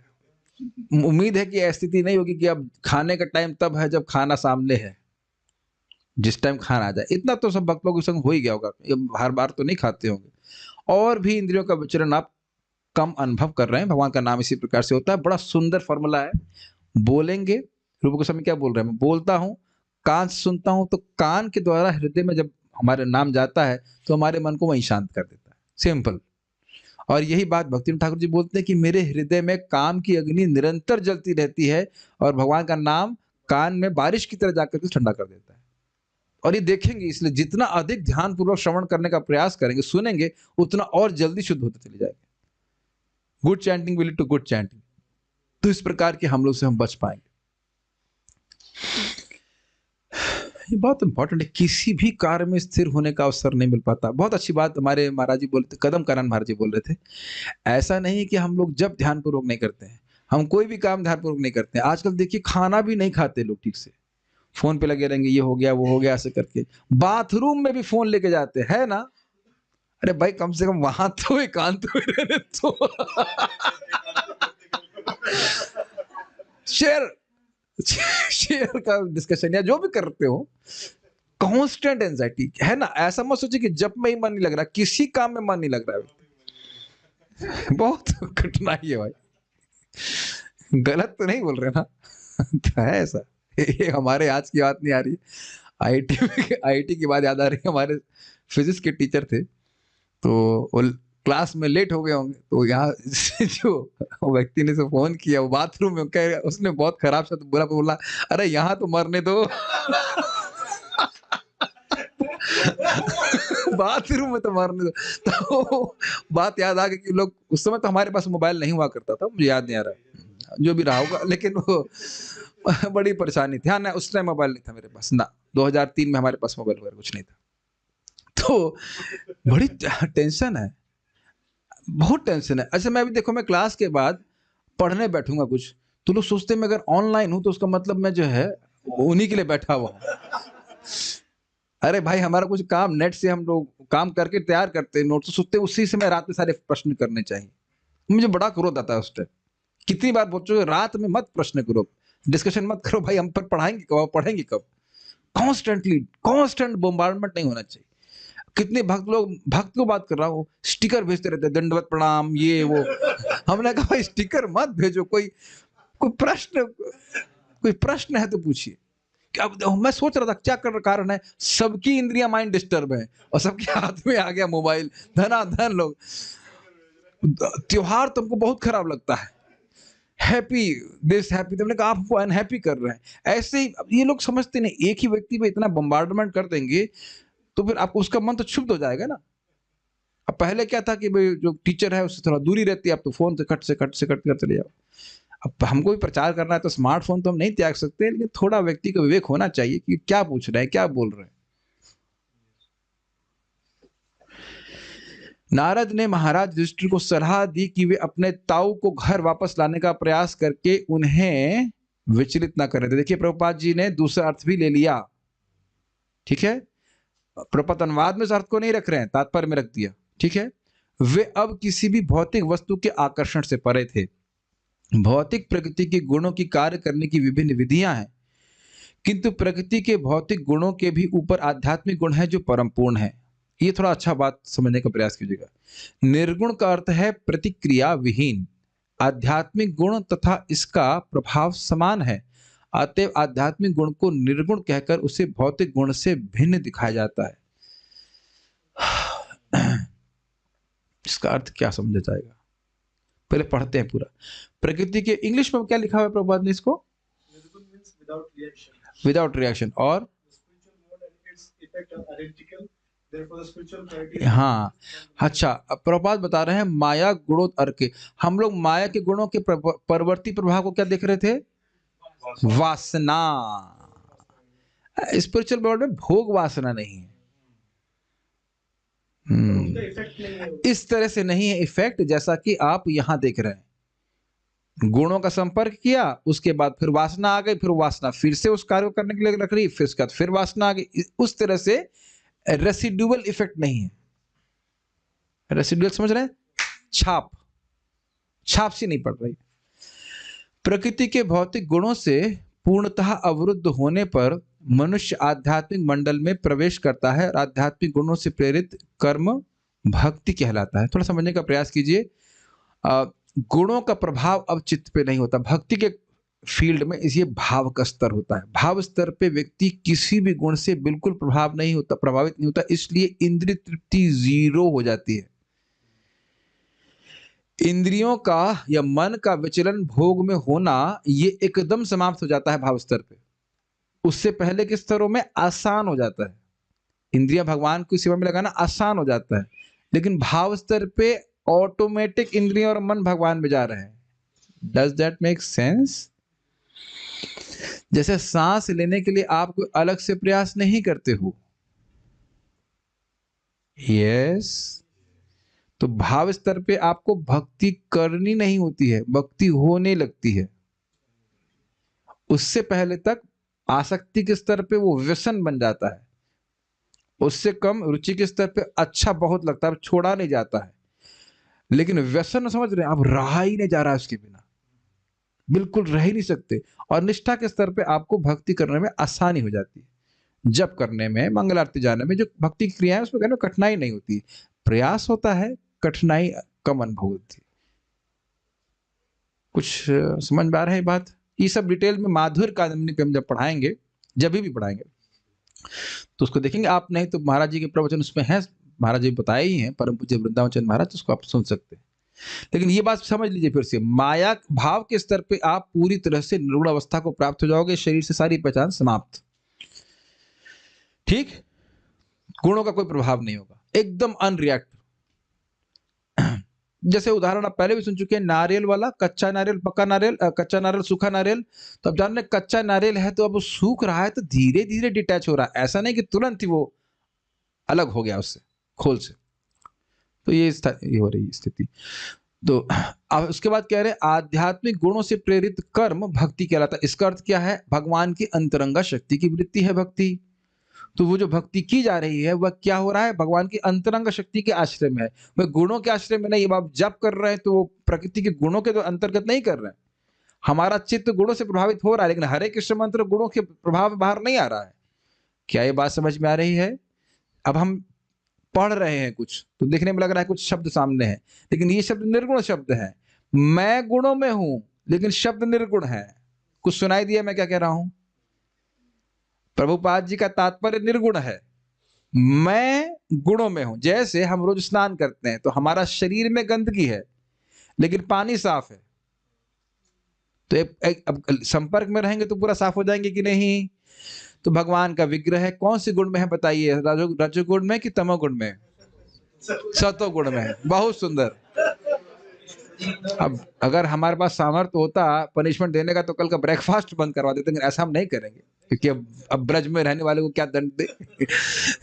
लेकिन शुद्ध सत्व, तो भगवान का विग्रह शुद्ध सत्व में है, तो क्या मैं भी शुद्ध सत्व में हूं? नहीं, लेकिन संपर्क तो शुद्ध सत्व वस्तु का हो रहा है। तो करते करते करते एक दिन आप शुद्ध सत्व में उठा लिए जाएंगे। अतएव भक्ति परम पूर्ण के सीधे संपर्क द्वारा प्राप्त किया गया निर्गुण है, जिसे परम पूर्ण संपर्क द्वारा प्राप्त किया जाता है। यही बात समझा रहा था। आप जाप कर रहे हैं, प्रसाद ग्रहण कर रहे हैं, भगवान को विग्रह को देख रहे हैं, भगवान को प्रणाम कर रहे हैं, भक्ति होती है ना, नवदा भक्ति, ये निर्गुण है। अब मेरा जो अधिष्ठान है, जो मैं, मेरा हृदय है, वह रजोगुणी हो सकता है, तमोगुणी हो सकता है, सतोगुणी हो सकता है, लेकिन भक्ति अपने आप में निर्गुण है। और इसको बड़ा स्पष्ट आज महाराज जी समझा रहे थे। एक बार आपका हृदय शुद्ध हो गया तो अब सारा मन का फ्लो, आपका प्रेम, वो भगवान की तरफ सहज रूप से बहेगा। जैसे बारिश की हर बूंद, ध्यान से सुनिए, बारिश की हर बूंद जो गिरती है उसकी सहज प्रवृत्ति है कि सागर की तरफ जाए। मुझे नहीं लग रहा समझ में आएगी बात। कहेंगे भाई तो धरती पे भी तो गिर जाती है। तो बारिश की बूंद अगर नदी में गिरे तो सागर तक पहुंच सकती है कि नहीं? अपने आप। लेकिन अगर वह मट्टी में गिरे तो, समझ गए? तो कुछ व्यवधान आ गया। सहज प्रवृत्ति तो बारिश की बूंद की क्या है? वो सागर की तरफ जाए। तो उसी तरह हमारा सहज प्रेम किधर जाएगा? कृष्ण की तरफ। लेकिन कचरा इकट्ठा होने की वजह से हृदय में वह भगवान की तरफ नहीं जा रहा है। Does it make sense? तो आप देखिए कितना प्रेरणादायक बात है। मैं आपका नाम फिर से भूल गया, जी का नाम क्या है ब्लू जैकेट में? उदार, हाँ, उदार कृष्ण, हाँ, उदार कृष्ण प्रभु। तो उदार कृष्ण प्रभु, शुभ कृष्ण दास, श्री ईश कृष्ण प्रभु, राम कृष्ण प्रभु, जिनके नाम कृष्णा है उनके नाम बोलेंगे, पार्थ कृष्ण प्रभु, प्रेम कृष्णा, कृष्ण हलादिनी माता जी, मतलब मजाक कर रहे हैं, लेकिन किसी का भी, श्याम सुंदर। भाई आप सभी लोग रागी भक्त हो इन फ्यूचर। अभी आप राग का अनुभव नहीं कर रहे हैं, चाहे दीक्षित हो चाहे नहीं हो। कुछ समझ में आ रहा है? श्रीनिवास प्रभु, समझ में आ रहा है? आप भी भगवत प्रेमी है, बेटा भी है, बेटी भी है, पत्नी भी है, और यहाँ मुकुंद मिलिंद, नानी, दादी, चाची, सब, सभी के सब लोग। ये बहुत प्रेरणादायक बात है। और जब मैं सुना तो मुझे बड़ा उत्साहित होता। हम सभी लोग प्रेमी हैं भगवान के। वो जो कचरा जैसे हमने साफ कर दिया तो वो बहने लग जाएगा उधर। अच्छा, अभी भी नहीं समझ में आया? कभी आपने सुना है, देखा होगा घरों में पाइप ब्लॉक हो जाता है, हाँ, तो आप देखेंगे उससे पहले तक खूब पानी आ रहा था, निरंतर पानी आ रहा था, लेकिन कचरा जम गया तो पानी ब्लॉक हो जाता। तो बस आप क्या सोचते हो? आप रोने चालू कर देते, अरे भाई पानी क्यों नहीं आ रहा, सूखा पड़ रहा है। नहीं, आप जान रहे हैं वो क्या पंप था, कुछ होता है उसको, वो पाइप से कचरा निकाला तुरंत पानी आना शुरू हो जाता है। तो बड़ा स्पष्ट समझ में आ रहा है। तो ये बहुत प्रेरणादायक बात है। और उसकी शिक्षा क्या है? हृदय को शुद्ध करना है। ऐसा कोई कार्य ना करें जिससे हमारा हृदय गंदा हो। इसीलिए जो हम बातें कठोर कहते हैं ना, वो कठोर नहीं लगेंगी अगर उद्देश्य समझ लेंगे। उद्देश्य क्या है? भगवत प्रेम प्राप्त करना। लेकिन प्रेम तो है, प्रेम पहले से ही, प्रेम रुक रहा है, भगवान की तरफ जा नहीं रहा है। और वो क्या है? अनर्थ की वजह से। अनर्थ उपशमो साक्षात भक्ति योगम अदक्षजे। भक्ति योग करने से अनर्थ निवृत्ति हो जाएगी।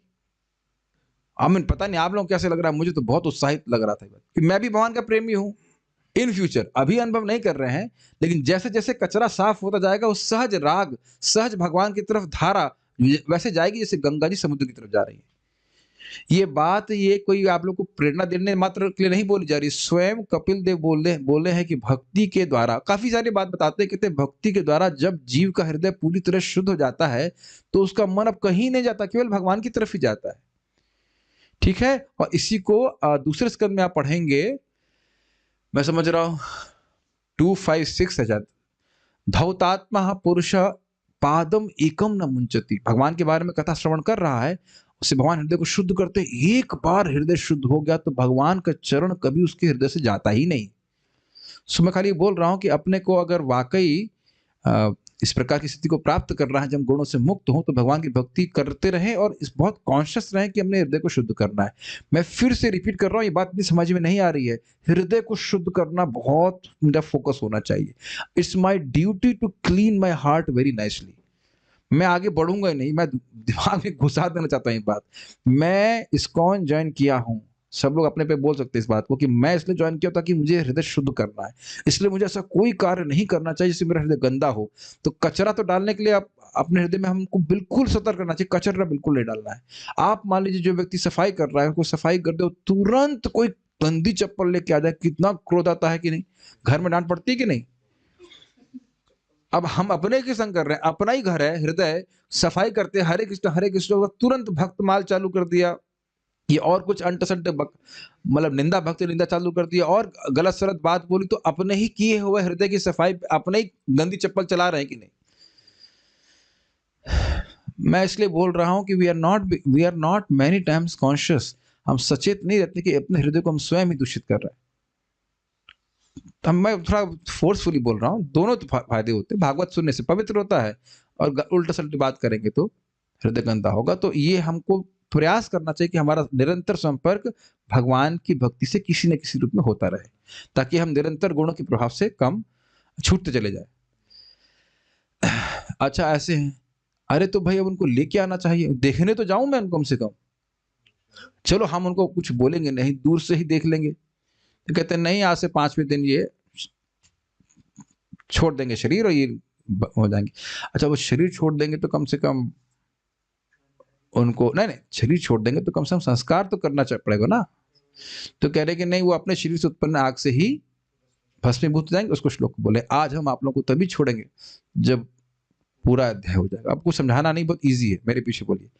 सवा अद्यतनाद राजन, सवा अद्यतनाद् राजन् परतः पंचमे हनि, परतः पंचमे हनि कलेवरम हि अस्यति स्वम। कलेवर हास्यति स्वम् हाँ है, कलेवरम हास्यति स्वम, कलेवरं हास्यति स्वम् तच्च भस्मी भविष्यति। तच्च भस्मी भविष्यति।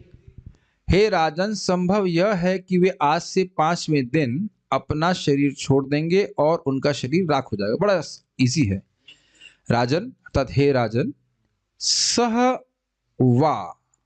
वा मतलब होता है शायद, अथवा लेकिन यहाँ पे वा का अर्थ है संभवतया, मे भी।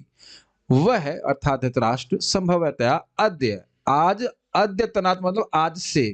ये कई बार आपने प्रयोग सुना होगा, आज से लेकर के 5 दिन के बाद ऐसे करें। अद्यतनात् मतलब आज से, परतः आगे, पंचमे अहनि 5वें दिन, अहर्निश तो अह मतलब दिन और निश मतलब रात्रि।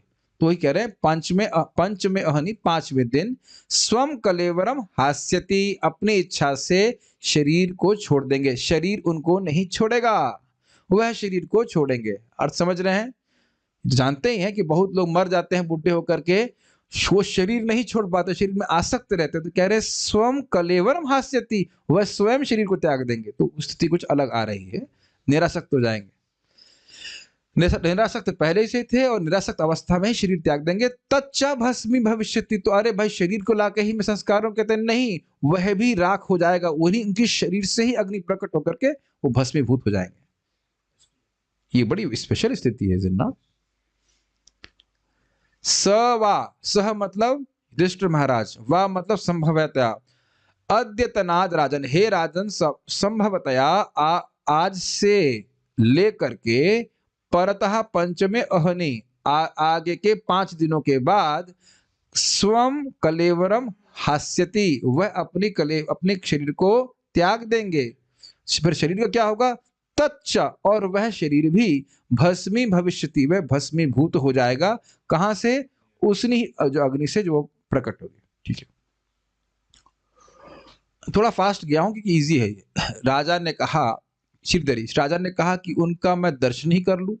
भाई मैं नहीं डिस्टर्ब करूंगा, मैं क्या था अंतराय प्रस्तुत नहीं करूंगा, ये भी नहीं बोलूंगा कि ताऊ जी दूर से देख लूंगा। होता है कि नहीं? कभी कभी कोई आश्रम में ज्वाइन कर लेता है तो माँ से नहीं मिलता है। ठीक है, माँ कहती हमसे नहीं मिलेगा, हम देख तो ले। आंख भर के देख तो ले अपने लड़के को। ऐसा बोलते हैं। तो कह रहे हैं कि वह दर्शन ही कर ले। तो कह रहे हैं कि तो उनसे नारद जी ने कहा कि वे आज के बाद 5वें दिन अपने अधीन शरीर का परित्याग कर देंगे। शब्द देखिए क्या है, अपने अधीन। स्वम मतलब स्वाधीन, अपनी इच्छा से। जैसे हम लोग होते हैं ना, ये स्वेटर पसंद नहीं है, दूसरा स्वेटर पहनते, तो स्वेटर आपके अधीन है, हम स्वेटर के अधीन नहीं है, उस तरह से त्याग देंगे। ठीक है। यदि कहो कि उस शरीर को जलाने के लिए मैं जाऊं, तो ऐसी भी बात नहीं है। उनका वह शरीर अपने आप जल जाएगा, वो अग्नि उनके शरीर से स्वयं से प्रकट हुई। तात्पर्य, नारद मुनि की भविष्यवाणी ने युधिष्ठिर महाराज को उस स्थान को जाने से रोक दिया जहां उनके ताऊ रह रहे थे, क्योंकि अपनी योग शक्ति से अपना शरीर त्यागने के बाद भी धृतराष्ट्र को किसी दाह संस्कार की आवश्यकता न थी। स्पष्ट है, नारद मुनि ने संकेत किया कि उनका शरीर स्वतः जलकर भस्म हो जाए। योग पद्धति की सिद्धि ऐसी ही योग शक्ति से प्राप्त की जाती है।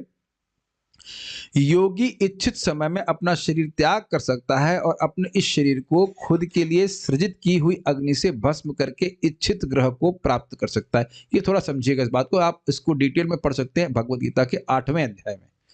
तो योगी जन योग और भक्ति का मिश्रण, योग मिश्रित भक्ति का उपयोग करते हैं, आसन इत्यादि लगाते हैं। वहां लिखा है शब्द, योग बले न चैवा भ्रुवोर मध्य प्राणमावेश सम्यक, प्राणमावेश सम्यक। योग बल के द्वारा अपने प्राणों को एकदम इकट्ठा करते हुए और ऊपर उठाते हुए वह फिर मन को भगवान में लगाते हुए ओम इति अक्षरम ब्रह्मन व्याहरण माम स्मरण यह प्रयाति तजन देह सयाति परमाम गतिम। तो ओम का उच्चारण करते हुए, मेरा स्मरण करते हुए व्यक्ति इस प्रकार से शरीर त्यागता है तो परम गति को प्राप्त होता है। यही बात यहाँ बोली जा रही है। तो अष्टांगियों का अभ्यास कर रहे थे, हरि भावनया ध्वस्त रजः सत्व तमोमलः, अर्थात भगवान की भावना से युक्त थे और अब वह अपने शरीर को त्याग दी। तो शरीर में ऐसे आग लगा दी जैसे होता है ना, दिया सराई लेके आग लगा देते, उस तरह से।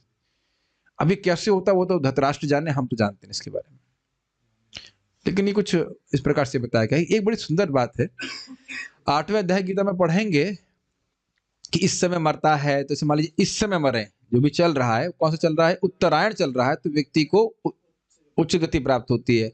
और दक्षिणायन में मरता है तो व्यक्ति को वापस आना पड़ता है। तो लेकिन भगवान गीता में बड़ा अच्छा बोलते हैं, योगी मोहयति कश्चन। हमारे जो भक्त हैं उन सब बातों को जानते हैं तो ध्यान नहीं देते, भगवान की भक्ति करते, जानते हैं कभी भी मरेंगे भगवान के पास जाएंगे। अब आप कार्तिक में मरेंगे तो उस समय दक्षिणायन चल रहा होता है ना, तो कार्तिक में मरना तो सबसे बड़ा सौभाग्य है कि नहीं। तो भक्त लोग इस दक्षिणायन तरण की परवाह नहीं करते, हो जाए तो अच्छी बात है, मतलब उसकी परवाह नहीं करते। वो तो जानते हैं कि मूल सिद्धांत क्या है, जिसका स्मरण हम करते हैं वहां गति प्राप्त होती है। तो भगवान का स्मरण करना है मृत्यु के समय और भगवान के पास पहुंचेंगे, चाहे कहीं मरिए चाहे कुछ भी स्थिति हो। तो उसीलिए कहते हैं, क्या श्लोक है वो, दोनों बातों को जानते हैं और उसके बाद लेकिन मोहित नहीं होते। 8वें अध्याय का है श्लोक, बड़ा सुंदर है। भक्त लोग से प्रभावित नहीं होते। अरे भाई ताऊ जी को तो हम नहीं देख पाए, ताई को तो देखे, कहते नहीं ताई को भी नहीं देख पाएंगे, इसलिए उधर भी मत जाइए। दह्यमान अग्निभिर्देहे, दह्यमाने अग्निभिर्देहे, पत्युः पत्नी सहोटजे, पत्युः पत्नी सहोटजे, बहि स्थिता पतिं साध्वी, बहि स्थिता पतिं साध्वी, तमग्निमनुवेक्ष्यति, तमग्निमनुवेक्ष्यति। बाहर से अपने पति को अपनी योग शक्ति की अग्नि में अपनी कुटिया समेत जलता हुआ देखकर उसकी साध्वी पत्नी एकाग्रता पूर्वक ध्यान मग्न होकर अग्नि में प्रवेश करेगी। थोड़ा समझिए कि हुआ क्या। धृतराष्ट्र अपनी कुटिया के अंदर ध्यान कर रहे हैं, जिसका वर्णन आपने सुन लिया। अब उनके शरीर से अग्नि प्रकट हुई, तो वह अग्नि अब कुटिया को भी जला दी और उनको भी जला दी, और ये बाहर थी तो देख रही थी कि क्या हो रहा है, समझ गए क्या हो गया, तो फिर इसमें वो प्रवेश कर गए। ठीक है। अन्वय देखिए, सहोटजे अर्थात कुटिया समेत, सह ओटजे, सह प्लस ओटजे, सह प्लस उटजे, सॉरी, सह प्लस उटजे। उटजे का मतलब होता है कॉटेज, कुटिया। ठीक, शायद वहीं से शब्द आ रहा होगा, कॉटेज, उटज। सह उटजे कुटिया समेत पत्यु, पति के, देह अग्नि भी दह्यमाने, देह को अग्नि के द्वारा जलते हुए देखकर। बहुत स्पष्ट संस्कृत है। वही स्थिता झोपड़ी के बाहर स्थित साध्वी पत्नी, उनकी साध्वी पत्नी धृतराष्ट्र की, तम पतिम, उस पति की, अग्निम अनुवेश्यति, अग्नि को ध्यान पूर्वक देखते हुए अग्नि में प्रवेश करेगी। अब इसका अर्थ है कि देखिए बड़ा स्पष्ट है, ध्यान पूर्वक देखते हुए, समझ गए क्या अर्थ है? मेरे पति को सिद्धि प्राप्त हो गई है, अब मैं इनका अनुगमन करूंगी तो मुझको भी वही स्थिति प्राप्त होगी जो मेरे पति को प्राप्त हुई है। समझ में आया? इस प्रकार से, इस प्रकार का सामर्थ्य हर व्यक्ति का होता नहीं, तो ये सब आप यहाँ मत पूछिएगा कि अब करना चाहिए कि नहीं, नहीं करने चाहिए, यहाँ सब हम नहीं बोल रहे, लेकिन उनकी इस प्रकार की स्थिति थी। संस्कृत देखिए, दह्य माने अग्निवीर देहे, देखा कि पति हो, पति का देह अग्नि के द्वारा दह्यमान है, जल रहा है।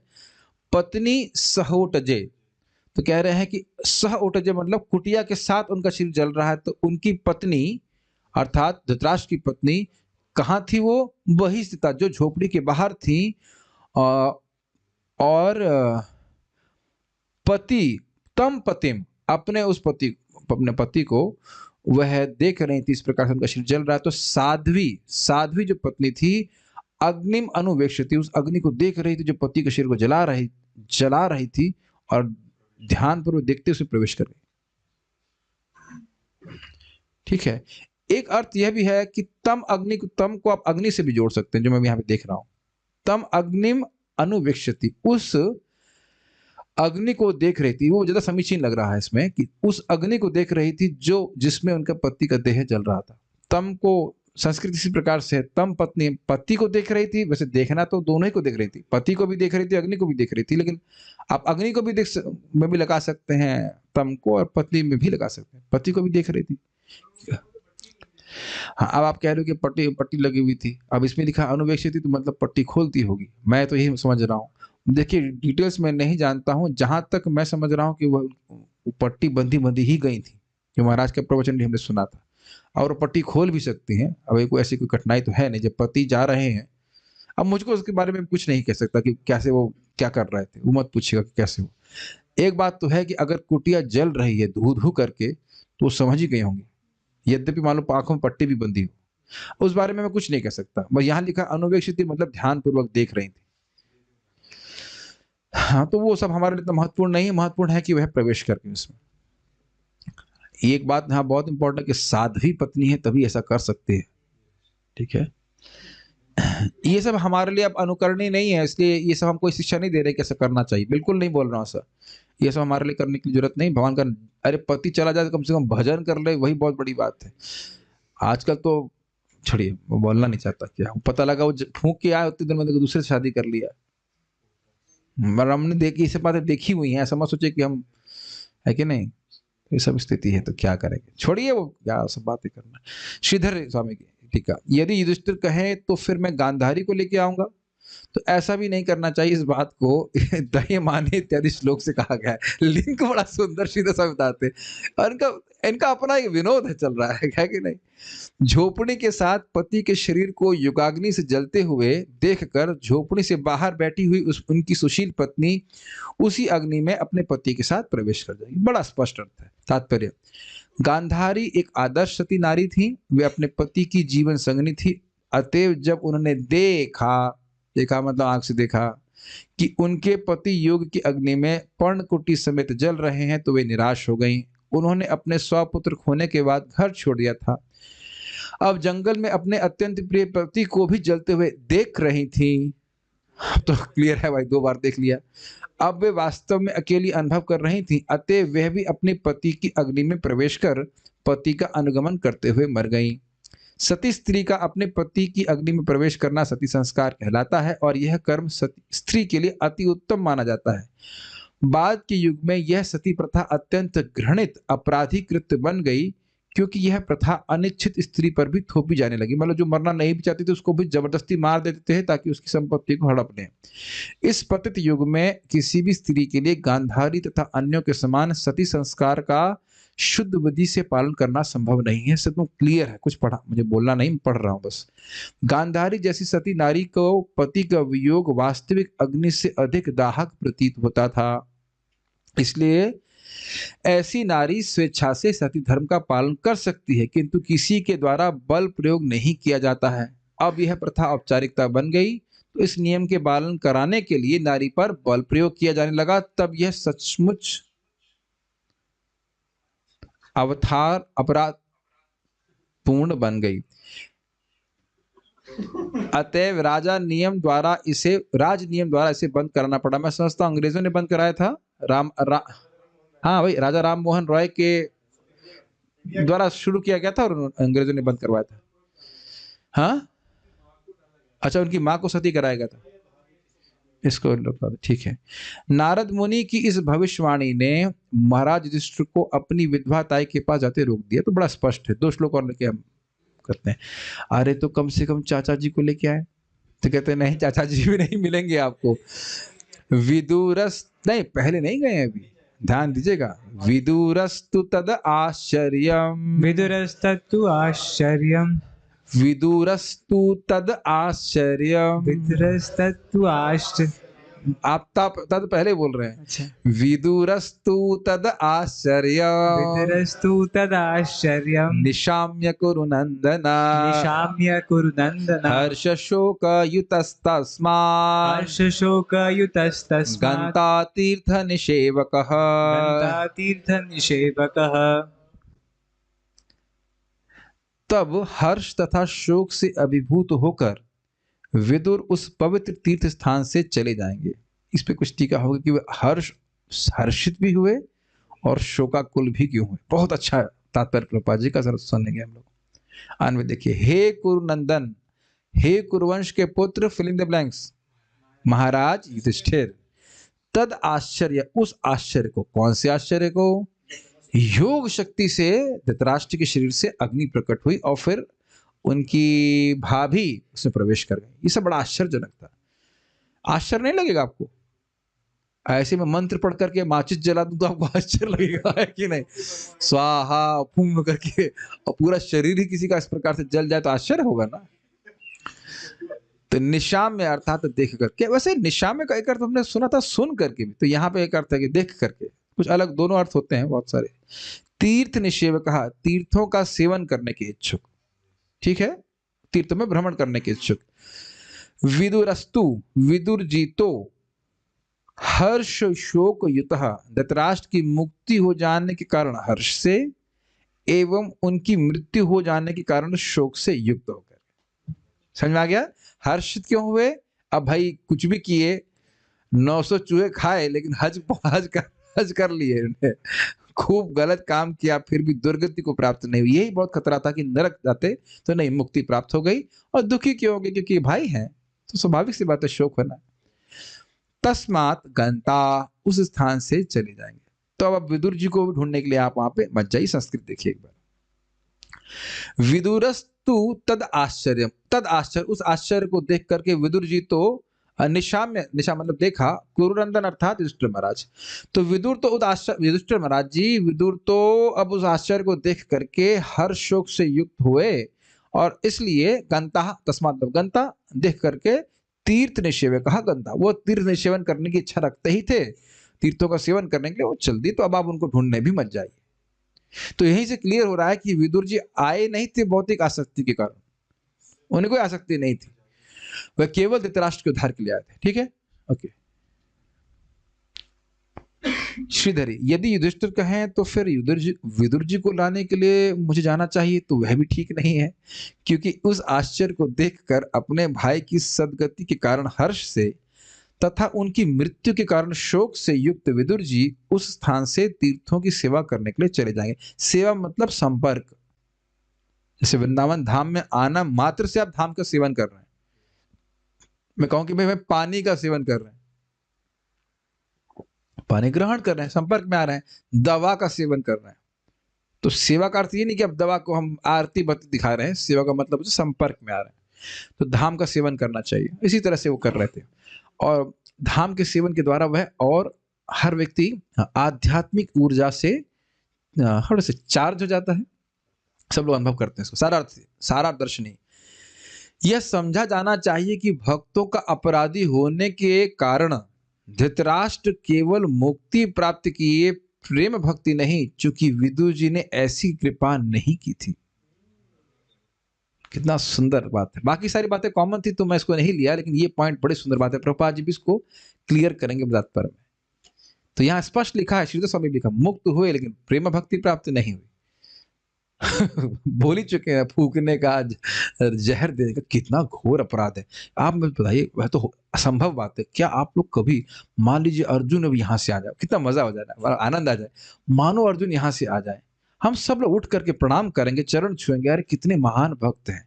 भीम आ जाए, युधिष्ठिर महाराज मान लो आ जाए, क्यों नकुल, अरे नकुल, हाँ नकुल, नकुल प्रभु, मान लो जस्ट पीछे युधिष्ठिर महाराज आ जाए, फॉर एग्जाम्पल, आपको पता है कि मान लो युधिष्ठिर महाराज है, अरे कौन व्यक्ति 10-10 दंडवत नहीं मारेगा बताइए?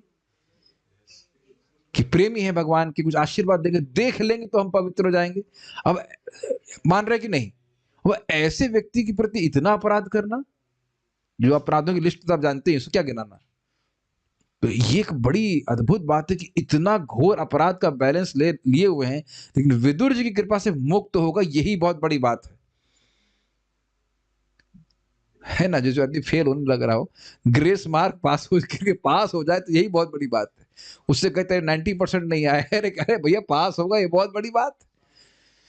तात्पर्य साल बच गया। तो ये चीज क्या दुर्गति होती उनकी अगर विदुर जी ने कृपा नहीं की होती। विदुर मुक्त योगी के रूप में अपने भ्राता धृतराष्ट्र के आश्चर्यमय प्रयाण को देखकर चकित थे, क्योंकि वे अपने विगत जीवन में भौतिकतावाद में अत्यधिक लिप्त थे। कि वह इतना लिप्त व्यक्ति और योगी की गति प्राप्त कर गया, तो उनको बड़ा आश्चर्य हुआ। इसीलिए कह रहे हैं विदुरस्तु तद आश्चर्यम। अरे बुढ़ापे में इतनी प्रगति कर ली, इतना भोगी व्यक्ति। इस प्रकार से निसंदेह विदुर के ही कारण उनके भाई को जीवन की वांछित गति प्राप्त हुई। ये भी बहुत सुंदर बात है। हम लोग भी, भक्त लोग प्रचार करते हैं तो कभी कभी देखते हैं जो व्यक्ति एकदम घोर तमोगुणी था, वो पूरा चेंज होकर भक्ति में बड़ी प्रवृत्त हो गया। अब वस्तुतः देखा जाए तो हुआ कैसे, वह तो जिस भक्त ने वो भक्ति के बारे में बताया उसी से हुआ। लेकिन हो सकता क्या, मतलब उस व्यक्ति ने जो ग्रहण किया वो इतनी तीव्रता से ग्रहण किया कि वो बड़ा, जिसने भक्ति दी है उसको भी बड़ा आश्चर्य होता है, अरे इतना अच्छा भक्ति कर रहा है। ये तो आप दृष्ट देख वस्तु है, बहुत बार देखा होगा आपने। तो इसी आधार में समझना हो कि विदुर जी ने जिनको कृपा की वो तो एक नंबर के, अब क्या कहे, अपराधी थे, लेकिन इतनी तीव्रता से उस बात को ग्रहण कर लिया कि ऐसा प्रभाव उनको दिखा और विदुर जी के सामने सब कुछ घटित हुआ। जब इस प्रकार से तपस्या भी कर रहे थे धृतराष्ट्र का, विदुर जी नहीं देख रहे थे, ठीक है ना। ये नहीं लिखा कि विदुर जी इस प्रकार से तपस्या कर रहे हैं, वो तो नरोत्तम है, लेकिन ये धीर हो गए। अतएव ये सारे टर्म समझते हैं आप लोग। अतएव यह जानकर विदुर परम प्रसन्न थे, लेकिन उन्हें दुख था कि वे अपने भाई को शुद्ध भक्त ना बना पाए। अब आप ये बताइए, क्या ये अनुभव आप लोग को नहीं है?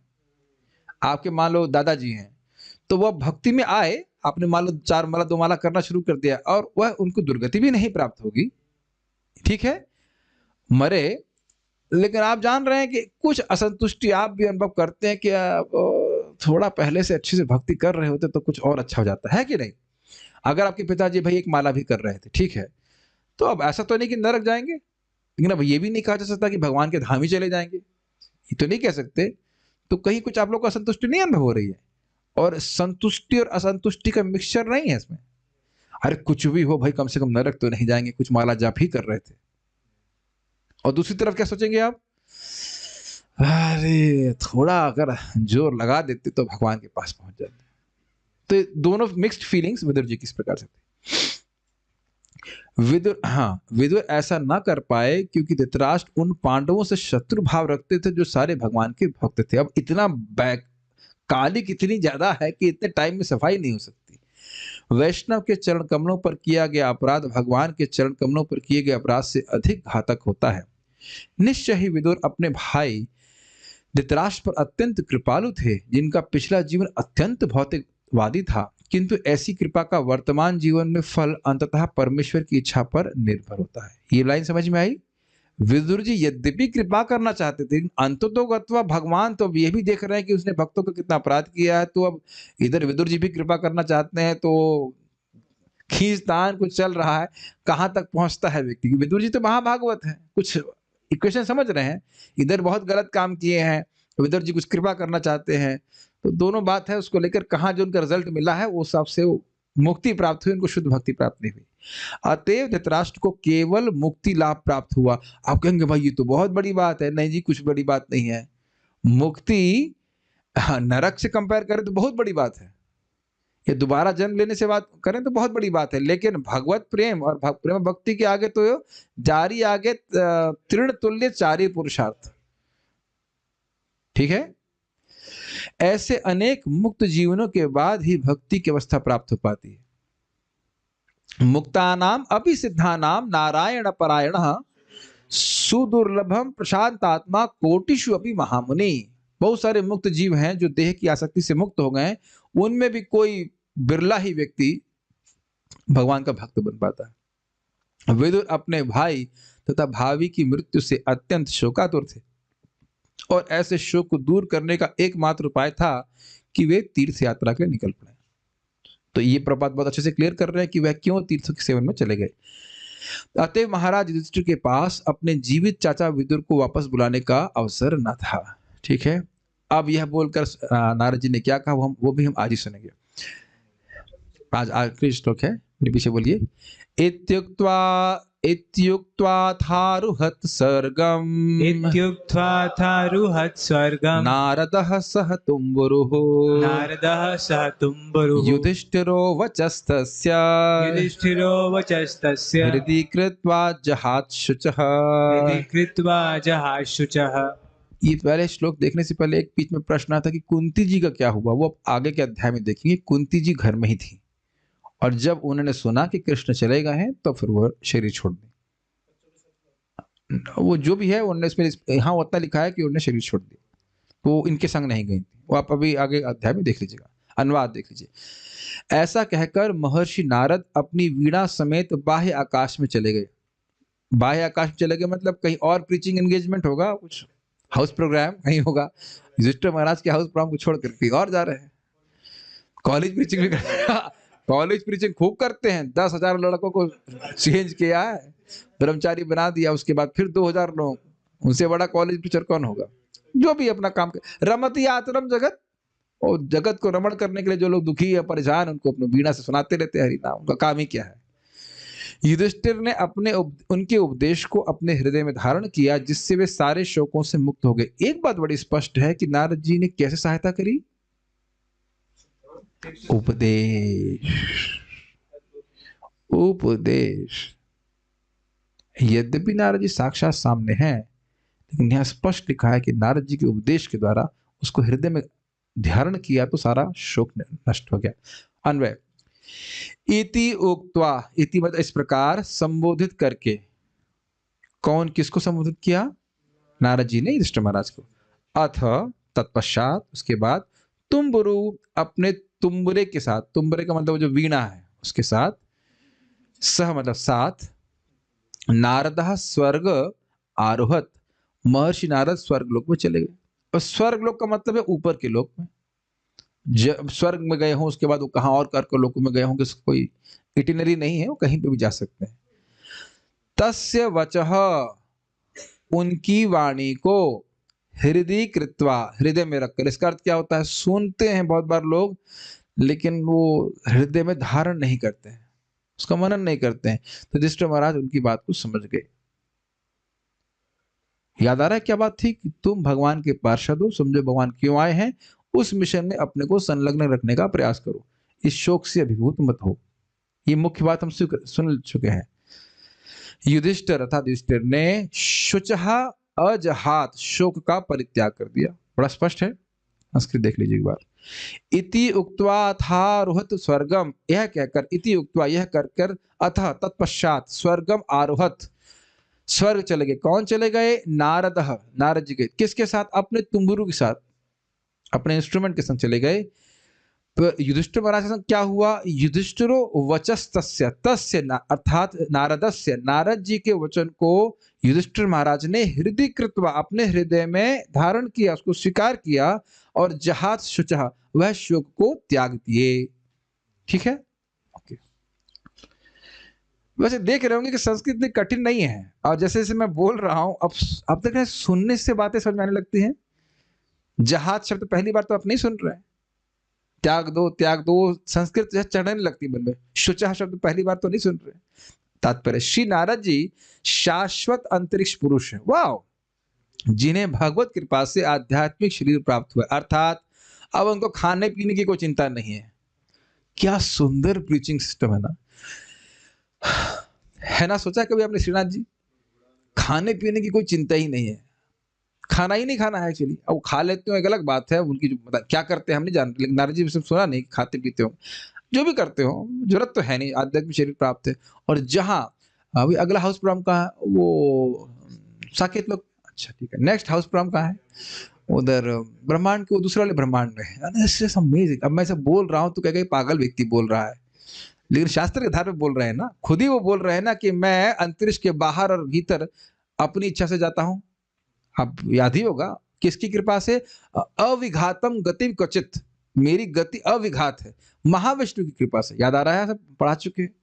क्या लिबरेशन है, क्या लिबरेशन है बताइए। यहां जाने के लिए कितनी कठिनाई होती है, कहीं से ए से बी जाने में। वे बिना किसी प्रतिरोध के भौतिक तथा आध्यात्मिक दोनों ही जगतों के बाह्य आकाश में विचरण कर सकते हैं और देखते ही देखते दूर सुदूर के किसी भी ग्रह में तत्क्षण पहुंच सकते हैं। स्पष्ट है? दासी पुत्र के रूप में हम उनके विगत जीवन का वर्णन पहले ही कर चुके हैं। शुद्ध भक्तों की संगति करने से उन्हें शाश्वत अंतरिक्ष पुरुष का पद प्राप्त हुआ था, अतएव उन्हें विचरण करने की स्वतंत्रता थी। अब समझ में आ रहा है कि अपनी स्वतंत्रता को भगवान को समर्पित कर देने के द्वारा एक ही जीवन में उन्हें कितनी स्वतंत्रता प्राप्त हो गई। एक क्षण के लिए सोचिए कि अगर आप नारद जी के पार्षद बन गए इस जन्म में, तो मतलब इस जन्म में, इस जन्म के बाद, व्हाट डज दैट मीन? जो लोग भी भक्ति छोड़ते हैं उनको ये परिणाम दिखना बंद हो जाता है।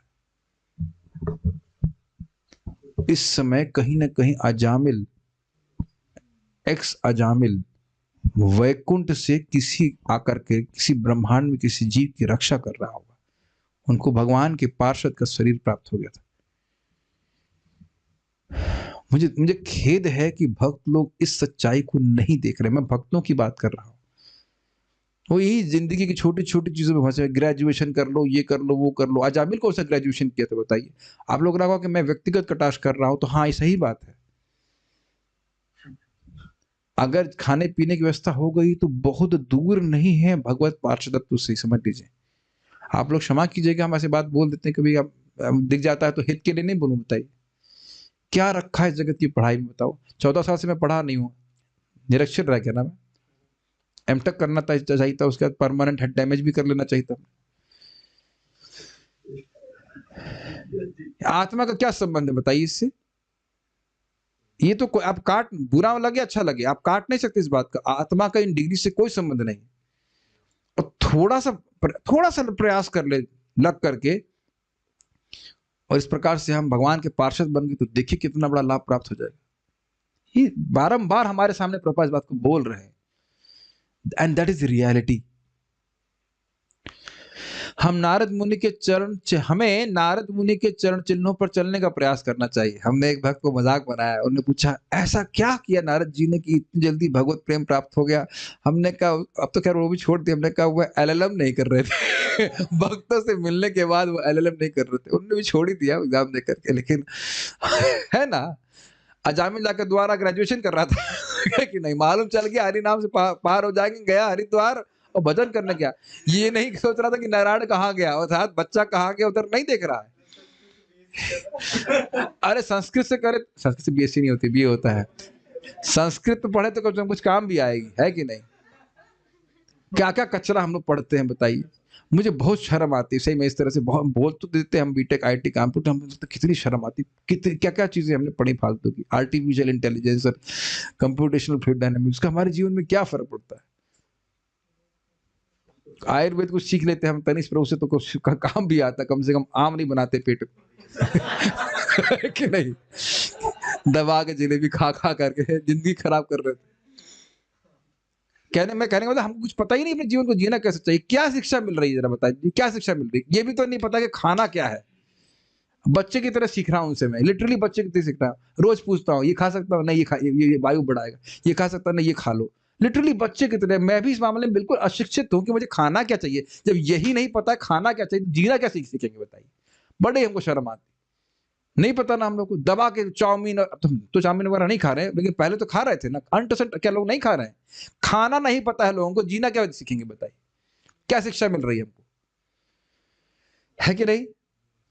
पता है हमको क्या खाना चाहिए। हो सकता है जो आपको एकदम हमारे शरीर के लिए गड़बड़ है वही दुआ दबा के खा रहे हैं हम।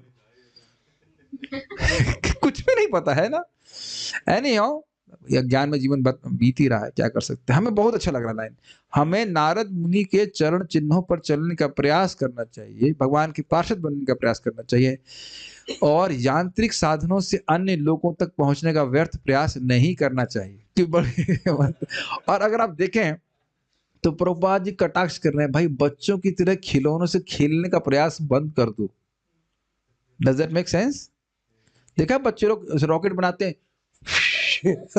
उसमें में, और एक साइंटिस्ट में रॉकेट लेकर के फेंकने में अंतर क्या है? थोड़ा बस कार्य क्षेत्र बड़ा कर दिया है, कॉस्ट बढ़ गई है, दिमाग ज्यादा खराब हो रहा है, जिंदगी खराब हो रही है। गेम तो वही खेले ना सब लोग, पेपर के रॉकेट बना करके ऐसे खेल रहे। What does it mean? इसके लिए मानव जीवन नहीं, पेपर उड़ाते रहो। मेरी बातें सारी समझ ही रहे होंगे। व्यर्थ प्रयास नहीं करना चाहते। क्यों नहीं भगवान के पार्षद बन जाते? जहां चाहोगे वहां जा सकते हो। समझ रहे हैं? महाराज युधिष्ठिर धर्मात्मा राजा थे, अतएव समय समय पर उन्हें नारद मुनि के दर्शन होते रहते थे। अतएव जो नारद मुनि का दर्शन करने के इच्छुक हो उन्हें सर्वप्रथम पवित्र बनना होगा और नारद मुनि के चरण चिन्हों पर चलना होगा। याद आ रहा है, मैं आपको बता रहा था कि एक बार मैं बोला क्लास में कि मेरी इच्छा होती नारद मुनि को देखने की। तो रात में जब पढ़ रहा था तो यही लाइन दिखाई पड़ी। तो हम लोग शुद्ध होंगे तो देख पाएंगे। जैसे एक भक्त बता रहे थे, सन्यासी थे, तो वो बता रहे थे, क्या बता रहे थे, हमारे तनिष्क प्रभु बताएंगे। वो जगन्नाथपुरी के बारे में बताएगा, नाम मत बताएगा साधु का, then it will be easy to explain what you spoke. एक साधु थे, तो वो बोले कि जो अच्छे से फॉलो करता है अपने गुरु के इंस्ट्रक्शंस को, तो वो बहुत कुछ देख सकता है। एक रात वो साधु जगन्नाथपुरी में रुके हुए थे, तो बोले कि आप जानते हैं जब जगन्नाथ जी के दर्शन बंद हो जाते हैं तो कौन आता है उनसे मिलने? तो महाराज बोले कि कोई साधु देखा रात को उठ के 12 बजे के बाद जब जगन्नाथ का दर्शन बंद हो गया तो समुद्र के दक्षिण द्वार से, समुद्र की ओर से दक्षिण द्वार से एक व्यक्ति आया और वो जगन्नाथ मंदिर के भीतर प्रवेश कर गया। वो व्यक्ति कौन था? वो थे विभीषण जी। अब ये उन साधु को कैसे पता है कि विभीषण जी आते हैं जगन्नाथ जी से मिलने? समझ में आया? जिसकी शुद्ध हो गई इंद्रियां तो वो देखने में समर्थ होता है। ये भागवत में ही देखेंगे, चित्रकेतु महाराज को नारद जी बोलते हैं कि ये कोई 7 दिन तक इस मंत्र का जप करता है, विष्णु मंत्र का जप, तो भगवान के पार्षदों के दर्शन से जो है होने लगते हैं। तो खैर ये सब बातें हैं, हम लोग अब जितना चरण चिन्ह में अनुगमन करना चाहे हरे की इच्छा है। इस प्रकार श्रीमद् भागवतम के प्रथम स्कंद के अंतर्गत धृतराष्ट्र द्वारा ग्रह त्याग नामक 13वें अध्याय के भक्ति वेदांत तात्पर्य पूर्ण हुए। तो आज धृतराष्ट्र जी का डिसअपेरेंस डे है, तो उम्मीद है कि कोई सब लोग अपने घर में फीस्ट खा लीजिएगा देह प्रयाण। कुछ कमेंट्स हैं यहाँ पे, तो हम देख लेते हैं।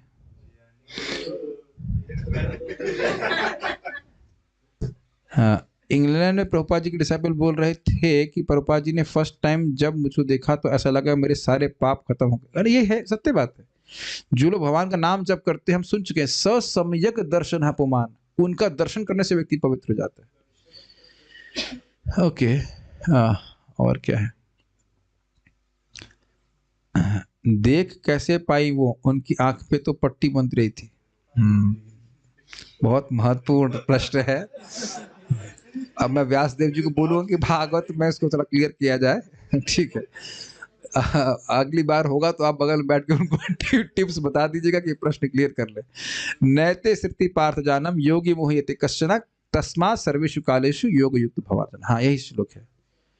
ओके, तामसिक तनिष्क प्रभु से हम सबको, अरे ये सब आगे की बात है, ठीक है, leave it. So now we shall do our Narasimha pranam, Narasimha मंत्र। श्रीमद् भागवतम की जय, श्रील प्रभुपाद की जय, निताई गौर प्रेमानंदे।